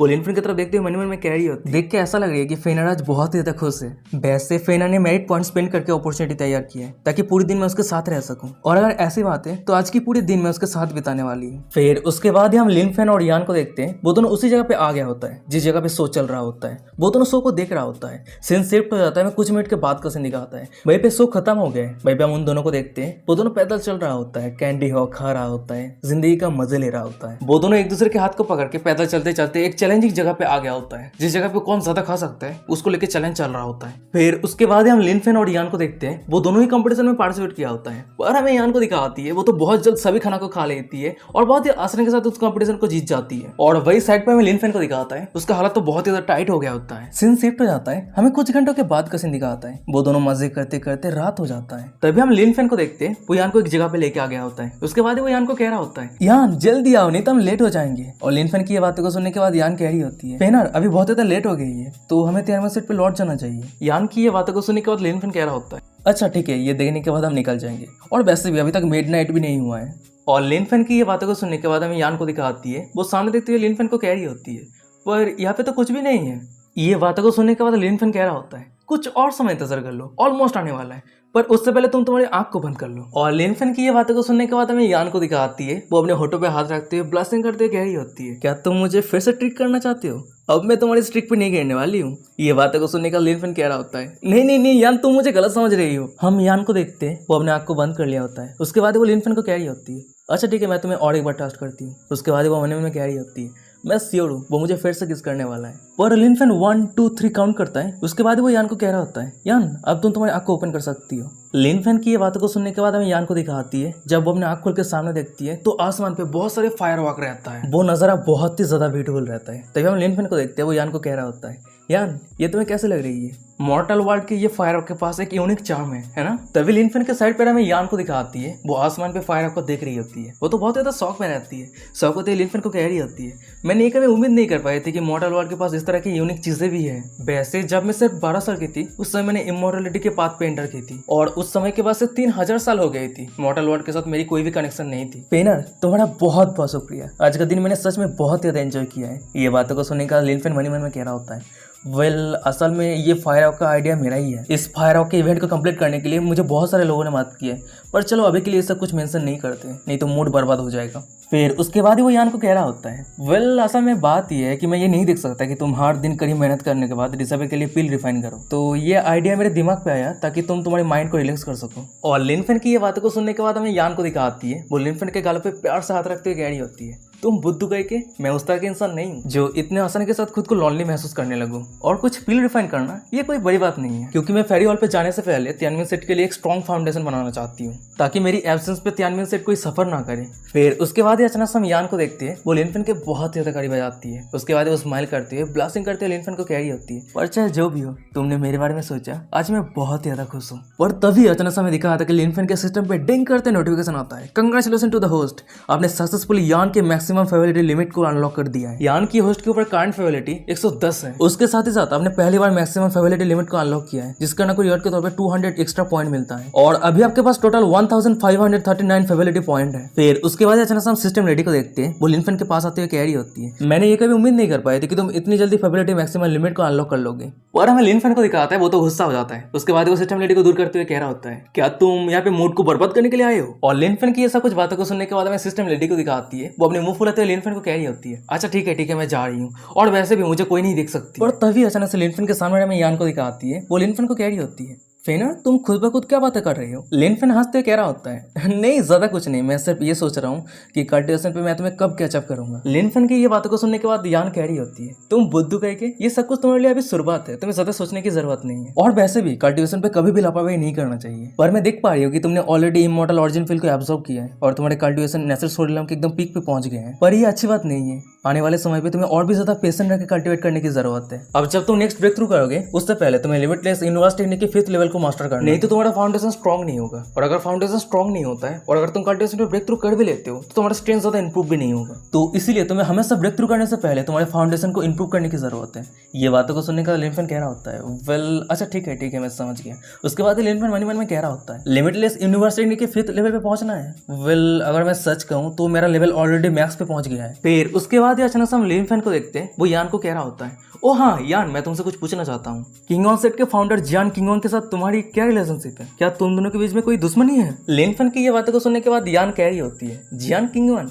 वेल अगर मैं होनेस्टली कहूँ तो मैंने उसे एक एपोलॉजी ओन करके रखी है। बहुत ही लंबे सालों पहले उसने मुझे एक बार कन्फेस किया था, पर मैंने उसे रिजेक्ट कर दिया था क्योंकि उस समय मेरी पूरी फोकस कल्टिवेशन पे थी। फिर उसके बाद मैंने ये भी सुनी थी कि मेरे रिजेक्शन के कारण उसका दाव हार्ट अनस्टेबल हो गया था। फिर उसके बाद वो अपने कल्टिवेशन पे कभी भी ब्रेक थ्रू नहीं कर पाया। तो इसीलिए शायद हो सकती है कि वो मेरे खिलाफ दुश्मनी की भावना रखता है। और ये उनकी ये सब कुछ बातों को सुनने के बाद हमें लिनफेन को दिखाता है। वो तो बहुत ज्यादा शॉक हो जाता है, दांत पीसते मन में कह रहा था कि क्या मैंने ये सपनों में भी कभी उम्मीद नहीं कर पाया था कि वो बुड्ढा किंगऑन मेरा लव राइवल है। अब मुझे सब कुछ समझ में आ रहा है। मैंने उसके तीनों डिसेबल को इंजरी कर दिया है, पर फिर भी मेरे ऊपर उसका फेवलिटी इंक्रीज कैसे हो गया? शायद ये भी हो सकता है कि वो यान के ऊपर अभी भी फीलिंग्स रखता है। अब ये सब कुछ लॉजिकली फिट हो रहा है। वो हमेशा तियानमेन सेट के खिलाफ इस तरह का प्रॉब्लम क्रिएट क्यों करता है? क्योंकि वो सिर्फ यान की अटेंशन छीनना चाहता है। नहीं मैं ये होने नहीं दे सकता कि वो बुड्ढा मेरे यान की पीछा करे। मुझे कुछ करके उस बुड्ढे के रेपुटेशन को पूरी तरीके से बर्बाद करना है। पैसे गाइस मेरे ओपिनियन के हिसाब से यान तो पूरी तरीके से प्योर है और लिनफेन के ऊपर वो पूरी तरीके से लॉयल है। और लोग यान के बारे में क्या सोचती है, किस नजर से देखती है, इसे यान को कोई परवाह नहीं है। उससे सिर्फ लिनफेन के बातों से मतलब है। और अगर फिर भी लिनफेन उस तरह के काम करता है जैसे कि बुड्ढा किंगऑन के रेपुटेशन को बर्बाद करना, उस तरह के काम करना, ये सब कुछ का मतलब है कि लिनफेन का कैरेक्टर बचपना है। फिर उसके बाद ही अचानक से हम लिनफेन को देखते हैं। वो चिल्लाते हुए यान को कह रहा होता है, मैंने कभी उम्मीद नहीं कर पाया था कि ये सब चीजें भी हुआ था।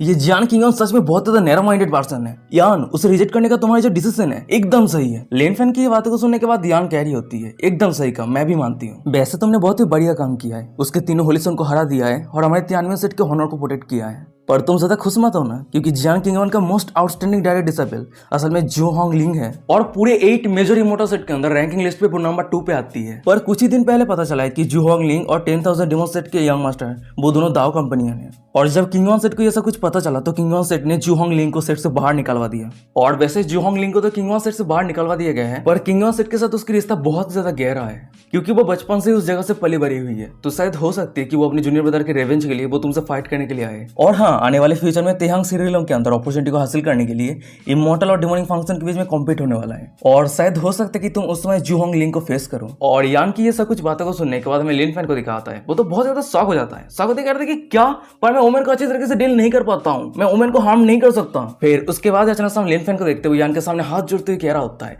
यान तुम इस समय मुझे मदद करने की जरूरत है, मुझे कुछ top level martial art technique या फिर कुछ और दे दो ताकि मैं खुद को प्रोटेक्ट कर पाऊं। और लिनफेन की ऐसा कुछ बातों को सुनने के बाद यान कह रही होती है, चिंता मत करो, चाहे कुछ भी हो जाए तुम अभी भी मेरी डिसाइपल हो। और मुझे ये भी पता है जब तुम फीमेल डिसाइपल के साथ फाइट करते हो तो तुम खुद को होल्ड बैक करके रखते हो। वैसे तुम्हें लड़कियों के ऊपर कुछ ज्यादा ही जेंटल होना ये तुम्हारा वीकनेस है। और हाँ, किंगऑन सेट ने पिछले समय पे एक बार प्रॉमिस किया था कि तियानमेन सेट के कोई भी डिसाइपल अगर उसके तीनों होलिसन को हरा देता है तो हमें किंगऑन सीरियल पे एंटर करने के लिए मौका मिलेगा। और ये जो अपॉर्चुनिटी है ये असल में तुम्हारा है। पर किंगऑन सीरियल के अंदर जो अपॉर्चुनिटी है वो नेसेसरी के कल्टिवेटर के लिए लिमिटेड है। तो मैंने ये डिसाइड किया है कि ये अपॉर्चुनिटी 3rd जनरेशन डिसाइपल जी पिंग को दूंगी। और तुम्हें किंगऑन सीरियल पे जाने की कोई जरूरत नहीं है क्योंकि उस जगह पे तुम्हारे लिए कोई फायदा नहीं है। तो उसके बदले में मैं तुम्हें कुछ मार्शल आर्ट टेक्निक दे दूंगी। ये बातों को सुनने के बाद हमें लिन फैन को दिखाता है, वो तो बहुत ही ज्यादा खुश हो जाता है। उसके बाद वो यान को हक करते हुए कह रहा होता है, अच्छा ठीक है, यान सच में मुझे लेके बहुत ही ज्यादा केयर करती है। पर तभी अचानक से लिन फैन को कुछ रियलाइज होता है। उसके बाद वो यान को कह रहा होता है, अरे रुक जाओ यान, तुम अभी भी क्या कह रही थी, जाओ जीपेंग लौट के आई है।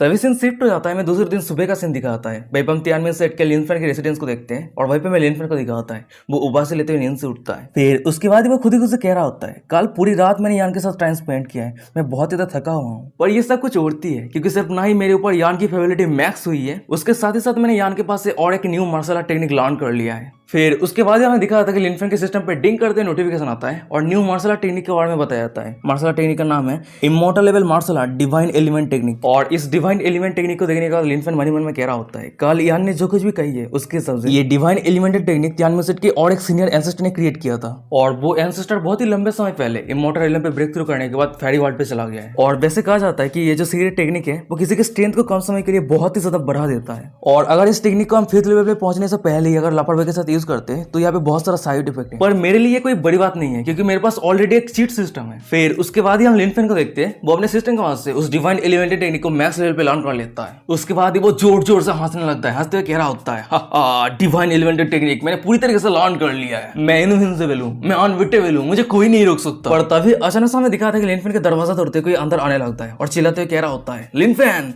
और किसी को दरवाजा तोड़ के अंदर आता हुआ देखने के बाद हमें लिन फैन को दिखाता है, वो तो बहुत ज्यादा गुस्सा हो जाता है। उसके बाद वो चिल्लाते हुए कह रहा होता है, प्रिंस के दरवाजा नॉक करने का हिम्मत किसने किया है, क्या वो जिंदा रहने से थक चुका है। और तभी अचानक से हमें दिखाता है कि लिन फैन के मुंह पे कोई किक मारता है और उसी कारण हमें लिन फैन को दिखाता है वो दूर एक दीवार के जाकर टकराता है। लिन फैन मन में कह रहा होता है, अरे रुक जाओ, ये स्ट्रेंथ बहुत ज्यादा फेमिलियर लग रहा है, क्या ये वही लड़की है। तभी अचानक से हमें लिन फैन के सामने एक व्हाइट हेयर वाली लड़की को दिखाती है, वो हंसते हुए लिन फैन को कह रही होती है, लिन फैन क्या हुआ है, इतने साल गुजर गए हैं पर तुम्हारा रिएक्शन इतना तो स्लो कैसे हो सकता है। और उस लड़की को सामने देखने के बाद हमें लिन फैन को दिखाता है और दांत पिसते मन में कह रहा होता है, छे तो ये वही लड़की है जीपिंग। उसके बाद लिन फैन जीपिंग को कह रहा होता है, तुम बिल्कुल भी नहीं बदली, तुम मुझे अभी भी इस तरह से ही ग्रीट करते हो। वैसे तुम्हारी कल्टिवेशन कुछ इंप्रूव हुई है। पर उसके बाद अचानक से लिन फैन को दिखा होता है, वो उस लड़की की तरफ एक पिलो फेंक दिया होता है। उसके बाद वो चिल्लाते हुए कह रहा होता है, चलो इसे रोक के दिखाओ। और वही दूसरी तरफ हमें जीपिंग को दिखा आती है, वो भी एक पंच तैयार कर लिया होता है। फिर वो कह रही होती है, ये सब कुछ छोटा मोटा ट्रिक मेरे ऊपर काम नहीं करने वाली है। उसके बाद वो पिलो पे एक पंच मारती है और उस पिलो को रोक दिया होता है। पर अचानक से हम लिन फैन को देखते हैं, वो तेजी की रफ्तार के साथ जीपिंग के पीछे आ जाता है। फिर वो हंसते हुए कह रहा होता है,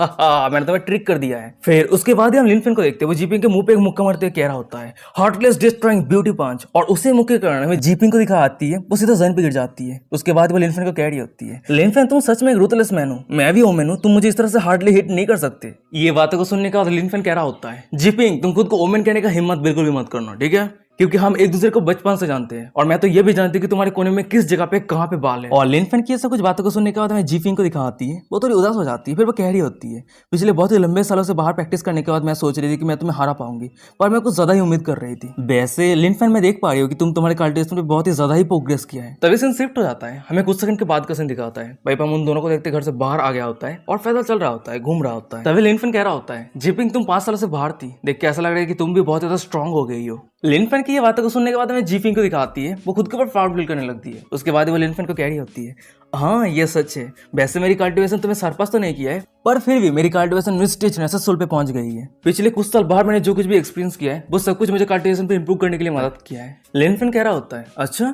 तो फिर बताओ तुम्हारे एक्सपीरियंस के बारे में। ये बातों को सुनने के बाद जीपिंग कह रही होती है, वेल कहाँ से शुरू करूँ ये मुझे सोचने दो। हाँ 5 साल पहले मैं पूरे 3 दिन और 3 रात तक 1000 माइल तक नदी पे स्विमिंग किया था। उसके बाद ही मैंने एक प्रीशियस गोल्डन फिश को पकड़ी थी। और जीपिंग की ये बातों को सुनने के बाद हमें लिन फैन को दिखाता है, वो तो बहुत ज्यादा शौक हो जाता है। शौक होते कहते कि वाह तुम सच में बहुत ज्यादा डेयरिंग हो। जीपिंग फिर से कह रही होती है, जब मैं 3 साल पहले माउंटेन के रास्ते से जा रही थी उस जगह पे मुझे एक ग्राउंड ड्रैगन की एग मिली और 1 साल पहले मैंने एक कल्टिवेटर से मिली जो ग्रेट पावर लेवल पे ब्रेक थ्रू करने वाला था। फिर उसके बाद वो कल्टिवेटर सक्सेसफुली ब्रेक थ्रू करने के बाद जब एग्जॉस्ट हो गया था तब मैंने उसके बाद छुपके से जितने सारे ट्रेजर थे वो सब कुछ ले लिया था।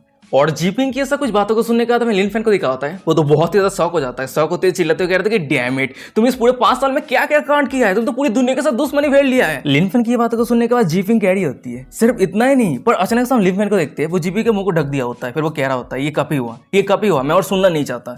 ये बातों को सुनने के बाद हमें जीपिंग को दिखाती है, वो तो गुस्सा हो जाती है और अपने फेस को दूसरी तरफ घुमा लिया होता है। फिर वो कह रही होती है, छे, अगर ऐसी बात है मैं और कुछ नहीं कहने वाली। वैसे तुमने मेरी बहुत सारी कहानियां सुन ली है, पर अब तुम्हारी कहानी के बारे में बताओ, मैं भी सुनना चाहती हूँ। मैं यहाँ पे वापस लौटने के बाद बहुत सारे जूनियर ब्रदर और सिस्टर से बहुत सारे र्यूमर सुन रही थी। र्यूमर ये है कि तियानवे सेट के जितने सारे फीमेल डिसाइपल है वो सभी फीमेल डिसाइपल के साथ तुम फ्लर्टिंग कर रहे थे। क्या ये सच है? जीपिंग की ये बातों को सुनने का था मैं लिन फैन को दिखाता है, वो अपने फेस को दूसरी तरफ घुमा लिया होता है, फिर वो कह रहा होता है अरे तुम्हें क्या कह रही हो, ये सब कुछ र्यूमर है, सब कुछ झूठ है, विश्वास मत करो, मुझे बदनाम किया जा रहा है। लिन फैन की ये बातों को सुनने के बाद जीपिंग कह रही होती है अच्छा ठीक है मैं तुम्हारे साथ मजाक कर रही थी, और वैसे भी इस तरह की चीजों को जानने के लिए मैं इंटरेस्टेड भी नहीं हूँ। पर मैं तुम्हें याद करवा देना चाहती हूँ तियानवे सेट के अंदर मैन और वुमेन के बीच में रोमांटिक रिलेशनशिप अलाउड नहीं है। वैसे कहा जाता है कि ये रूल हमारे सेट के एंसेस्टर ने सेटअप किया है, और अगर तुम फिर भी इस तरह के काम करते रहते हो तो सावधान रहना, एंसेस्टर एक ही उंगली की वजह से तुम्हें पूरी तरह से डिस्ट्रॉय कर देगी। और जीपिंग की ये सब कुछ बातों को सुनने के बाद हमें लिन फैन को दिखाता है, उसके सर से पसीना आ रहा होता है, मन ही मन में कह रहा होता है क्या मैं उसे कह दूं कि जो ये सब कुछ रूल तैयार किया है उसी एंसेस्टर के साथ ही मेरा रिलेशनशिप है और वो मेरे होने वाले वाइफ है। पर तभी अचानक से जीपिंग को दिखाती है, वो लिन फैन को बहुत ही लंबे समय से चुप देने के बाद हंसते कह रही होती है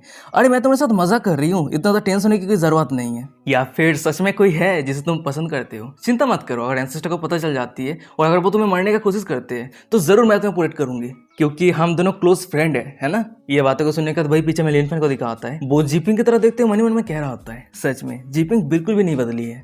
तभी लिन फैन के सामने में जीपिंग को दिखाती है, वो अचानक से पीछे मुड़ते लिन फैन को कह रही होती है अच्छा ठीक है लिन फैन, तुमसे मिलकर मैं बहुत ज्यादा खुश हूँ, पर एंसेस्टर ने जो सीरियल ट्रायल अरेंज किया है उसमें मुझे पार्टिसिपेट करने जाना है, और हाँ मुझे पता है कि ये जो अपॉर्चुनिटी है ये तुम्हारा है, पर मुझे ये देने के लिए तुम्हारा बहुत बहुत शुक्रिया। और शायद हो सकती है कि इस ट्रायल पे पार्टिसिपेट करने के लिए मैं बहुत ही लंबे समय पे सेट पे नहीं रहूंगी, तो आने वाले जो immortal and demon grand competition होने वाला है उस समय हम फिर से मिलते हैं, ठीक है। फिर उसके बाद अचानक हम जीपिंग को देखते हैं, वो ब्लास्टिंग करते लिन फैन को कह रही होती है लिन फैन कुछ साल हो गए कि हम एक दूसरे से नहीं मिले, पर तुम बहुत ज्यादा हैंडसम हो गए हो, मैंने ये पहले नोटिस क्यों नहीं किया, क्या तुम हमेशा इस तरह के एक हैंडसम बनते थे। उसके बाद अचानक हम जीपिंग को देखते हैं, वो दौड़ के उस जगह से जाने लगती है, और वही पीछे में लिन फैन को दिखा आता है, वो जीपिंग को रोकते कह रहा होता है तुम क्या कह रही हो, रुक जाओ। पर हम जीपिंग को देखते हैं, वो नहीं रुकती है और दौड़ के उस जगह से चली जाती है, और जीपिंग के वहां से जाने के बाद में लिन फैन को दिखाता है, वो खुद ही खुद से कह रहा होता है ये छोटी सी लड़की बहुत ज्यादा लवली और पैशनेट है। पर तभी अचानक समय दिखाता है कि लिन फैन के सिस्टम पर डिंग करते हुए नोटिफिकेशन आता है, जीपिंग की होस्ट के ऊपर फेवरेलिटी 50% तक बढ़ गई है, जीपिंग के होस्ट के ऊपर करंट फेवरेलिटी 50% है। सिस्टम से एक दूसरा नोटिफिकेशन आता है, होस्ट के पास अभी 1589 फेवरेलिटी पॉइंट अवेलेबल है, और सिस्टम के ये नोटिफिकेशन को देखने के बाद लिन फैन को दिखाता है, वो तो बहुत ज्यादा खुश हो जाता है, खुश होते हुए खुद ही खुद से कह रहा होता है वाह ये थोड़ा सरप्राइजिंग है, मैंने उम्मीद नहीं कर पाया था कि ये जीपिंग ये छोटी सी लड़की मेरे ऊपर इतना हाई फेवरेलिटी रखती है। मैं सोचता था कि वो मेरे साथ फाइट करने में एंजॉय करती है, और इसी कारण मेरे ऊपर उसका फेवरेलिटी ज्यादा हाई नहीं होगी। वैसे गाइस मुझे लगता है कि जीपिंग लिन फैन के ऊपर फीलिंग्स रखती है, पर वो अभी तक किसी को शेयर नहीं किया है। तो चलो अब हम कहानी पे आते हैं, हमें लिन फैन को दिखाता है, उसे अचानक से कुछ रियलाइज होता है, उसके बाद वो खुद ही खुद से कह रहा होता है ओ हाँ सिस्टम मॉल, मेरे पास 1500 पॉइंट कंप्लीट हो चुका है, तो जरूर सिस्टम मॉल ओपन हो गया है, और वैसे भी आने वाले फ्यूचर में मैं इमोर्टल और डिमन फंक्शन के इलाइट डिसाइबल के साथ फाइट करने वाला हूँ। तो चलो देखते हैं सिस्टम मॉल पे कोई ट्रेजर है कि नहीं जो मेरे स्ट्रेंथ को बढ़ा सके। फिर उसके बाद ही लिन फैन चिल्लाते हुए कह रहा होता है सिस्टम बाहर आओ, और लिन फैन की ये बातों को सुनने के बाद में सिस्टम लेडी को दिखाती है, वो बाहर आ जाती है और क्यूट ऐड करते हुए कह रही होती है हाँ बताइए होस्ट क्या बात है। पर अचानक से हम लिन फैन को देखते हैं, वो सिस्टम लेडी के गालों को पकड़ लिया होता है, फिर वो चिल्लाते हुए कह रहा होता है हे सिस्टम क्यूट ऐड करना बंद करो और जल्दी से सिस्टम मॉल को ओपन करो, मुझे देखने दो क्या क्या ट्रेजर है उस जगह पे। और लिन फैन की ऐसा कुछ बातों को सुनने के बाद में सिस्टम लेडी को दिखाती है, वो थोड़ी उदास हो जाती है। उसके बाद वो लिन फैन को कह रही होती है होस्ट क्या आप लेडीज के ऊपर थोड़ा जेंटल हो सकते हैं। फिर उसके बाद हम सिस्टम लेडी को देखते हैं, वो लिन फैन के लिए सिस्टम मॉल को ओपन कर देती है, और सिस्टम मॉल ओपन होने के बाद में लिन फैन को दिखाता है, उसके बाद वो सिस्टम लेडी के बूटी पे किक मारते सिस्टम लेडी को दूर कर दिया होता है। फिर वो चिल्लाते हुए कह रहा होता है अच्छा ठीक है यहाँ पे तुम्हारी कोई काम नहीं है, तुम जा सकती हो। और लिन फैन की ये सब कुछ हरकतों को देखने के बाद में सिस्टम लेडी को दिखाती है, वो भी चिल्लाते हुए कह रही होती है damn it heartless bastard. Scene shift हो जाता है, हमें कुछ सेकंड के बाद का सीन दिखाता है। सिस्टम लेडी वहां से जाने के बाद हमें लिन फैन को दिखाता है, वो अपने सिस्टम मॉल पे सब कुछ चेक करते हुए कह रहा होता है चलो चलो देखते हैं यहाँ पे क्या क्या ट्रेजर है। फिर हमें सिस्टम मॉल को दिखाता है, वह भी लिखा रहता है कंग्रेचुलेशन होस्ट, आपने 1500 पॉइंट से भी ज्यादा कमा लिया है, और आपने पहली बार सिस्टम मॉल को ओपन किया है, जिसके कारण आपको रिवार्ड के तौर पर एक लिमिटेड ऑफर मिलता है। आपको 3 आइटम है, उनमें से एक को चूज करना है। नंबर 1 पे है 1 डे लकी इन्वेस्टमेंट कार्ड, इसे परचेज करने के लिए आपको 1500 पॉइंट पे करना होगा। नंबर 2 पे 1 डे कार्टिवेशन कॉपी कार्ड, इसे परचेज करने के लिए आपको 1500 पॉइंट पे करना होगा। और नंबर 3 पे है परमानेंट क्वालिफिकेशन इन्वेस्टमेंट कार्ड, इसे परचेज करने के लिए आपको 1500 पॉइंट पे करना होगा।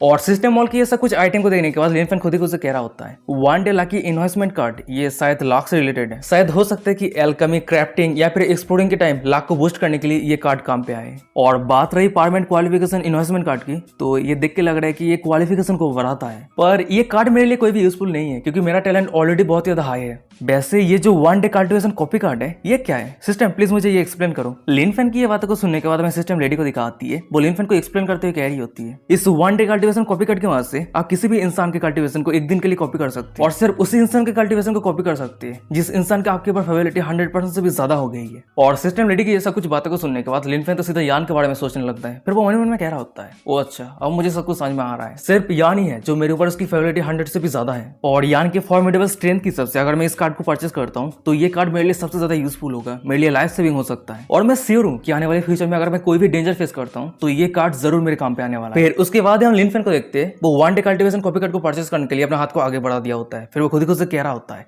इस मार्शल आर्ट पे सर्वाइव करना बहुत ही बड़ी बात है और मुझे महसूस हो रहा है ये कार्ड जब तक मेरे पास है अगर मैं फ्यूचर में शो ऑफ कर भी लेता हूँ तो भी कोई दिक्कत नहीं है, मैं पूरी तरीके से सिक्योर रहूंगा। और गाइज यही पे आज का एपिसोड खत्म हो जाता है। वीडियो कैसा लगा मुझे कमेंट करके जरूर बताना। अगर इस सीरीज अच्छा लग रहा है तो करके रहे हो चैनल को सब्सक्राइब कर दो। और हाँ गाइज मैं आपको बताना चाहता हूँ ये सीरीज एक्सप्लेन करने में मेरा तो फट के हाथ पे आ जाता है। सीरियसली मैं बहुत ज़्यादा सीरियस हूँ। ये जो सीरीज का मतलब हर एक वर्ड है ना बहुत ही ज़्यादा हार्ड है, प्रोनाउंस करना बहुत ही ज़्यादा मुश्किल है भाई। आप एक बार ट्राई करके देख सकते हो, अगर मैं झूठ कह रहा हूँ तो एक बार माँ को रीड करके देख लेना, ठीक है। और इसीलिए मुझे बहुत ज़्यादा टाइम लग जाता है, मुझे तो ऑलमोस्ट 2 दिन लग जाता है 40 मिनट का वीडियो बनाने में। मुझे और एक सिर पे दूसरे कोई सिर पे 40 मिनट वीडियो बनाने में 1 दिन लग जाता है, पर इस पर 2 दिन लग रहा है। मतलब समझ रहे हो कितना तो हार्ड है। तो इसीलिए मैं सोच रहा हूँ कि ये सीरीज पे जब तक हर एक एपिसोड पे 50,000 व्यूज़ नहीं आ जाता है तब तक मैं नेक्स्ट एपिसोड नहीं डालूंगा, ठीक है। और अगर कभी नहीं आता है तो मैं सीरीज़ को बंद कर दूंगा। तो इसलिए मैं इस पे लेट ला रहा हूँ, ठीक है। तो गाइस आप लोग अगर सपोर्ट करो, अच्छा लग रहा है तो सपोर्ट करो, शेयर करो, चैनल को सब्सक्राइब नहीं है तो सब्सक्राइब करो। और जितना जल्दी हो सके व्यूज़ कंप्लीट, अगर अचीवमेंट कंप्लीट हो जाता है तो मैं नेक्स्ट एपिसोड लेके आ जाऊँगा। तो अच्छा ठीक है, यही पे आज का एपिसोड खत्म करते हैं। और हाँ अभी तक हमारे इंस्टाग्राम पे फॉलो नहीं किया तो वीडियो के डिस्क्रिप्शन में इंस्टाग्राम का लिंक मिल जाएगा, जाके ज़रूर फॉलो कर लेना। 1000 फॉलोअर बहुत जल्द कंप्लीट होने वाला है, ऑलमोस्ट 800 हो चुका है, तो जल्दी से जाकर फॉलो कर लो जिसने अभी तक नहीं किया।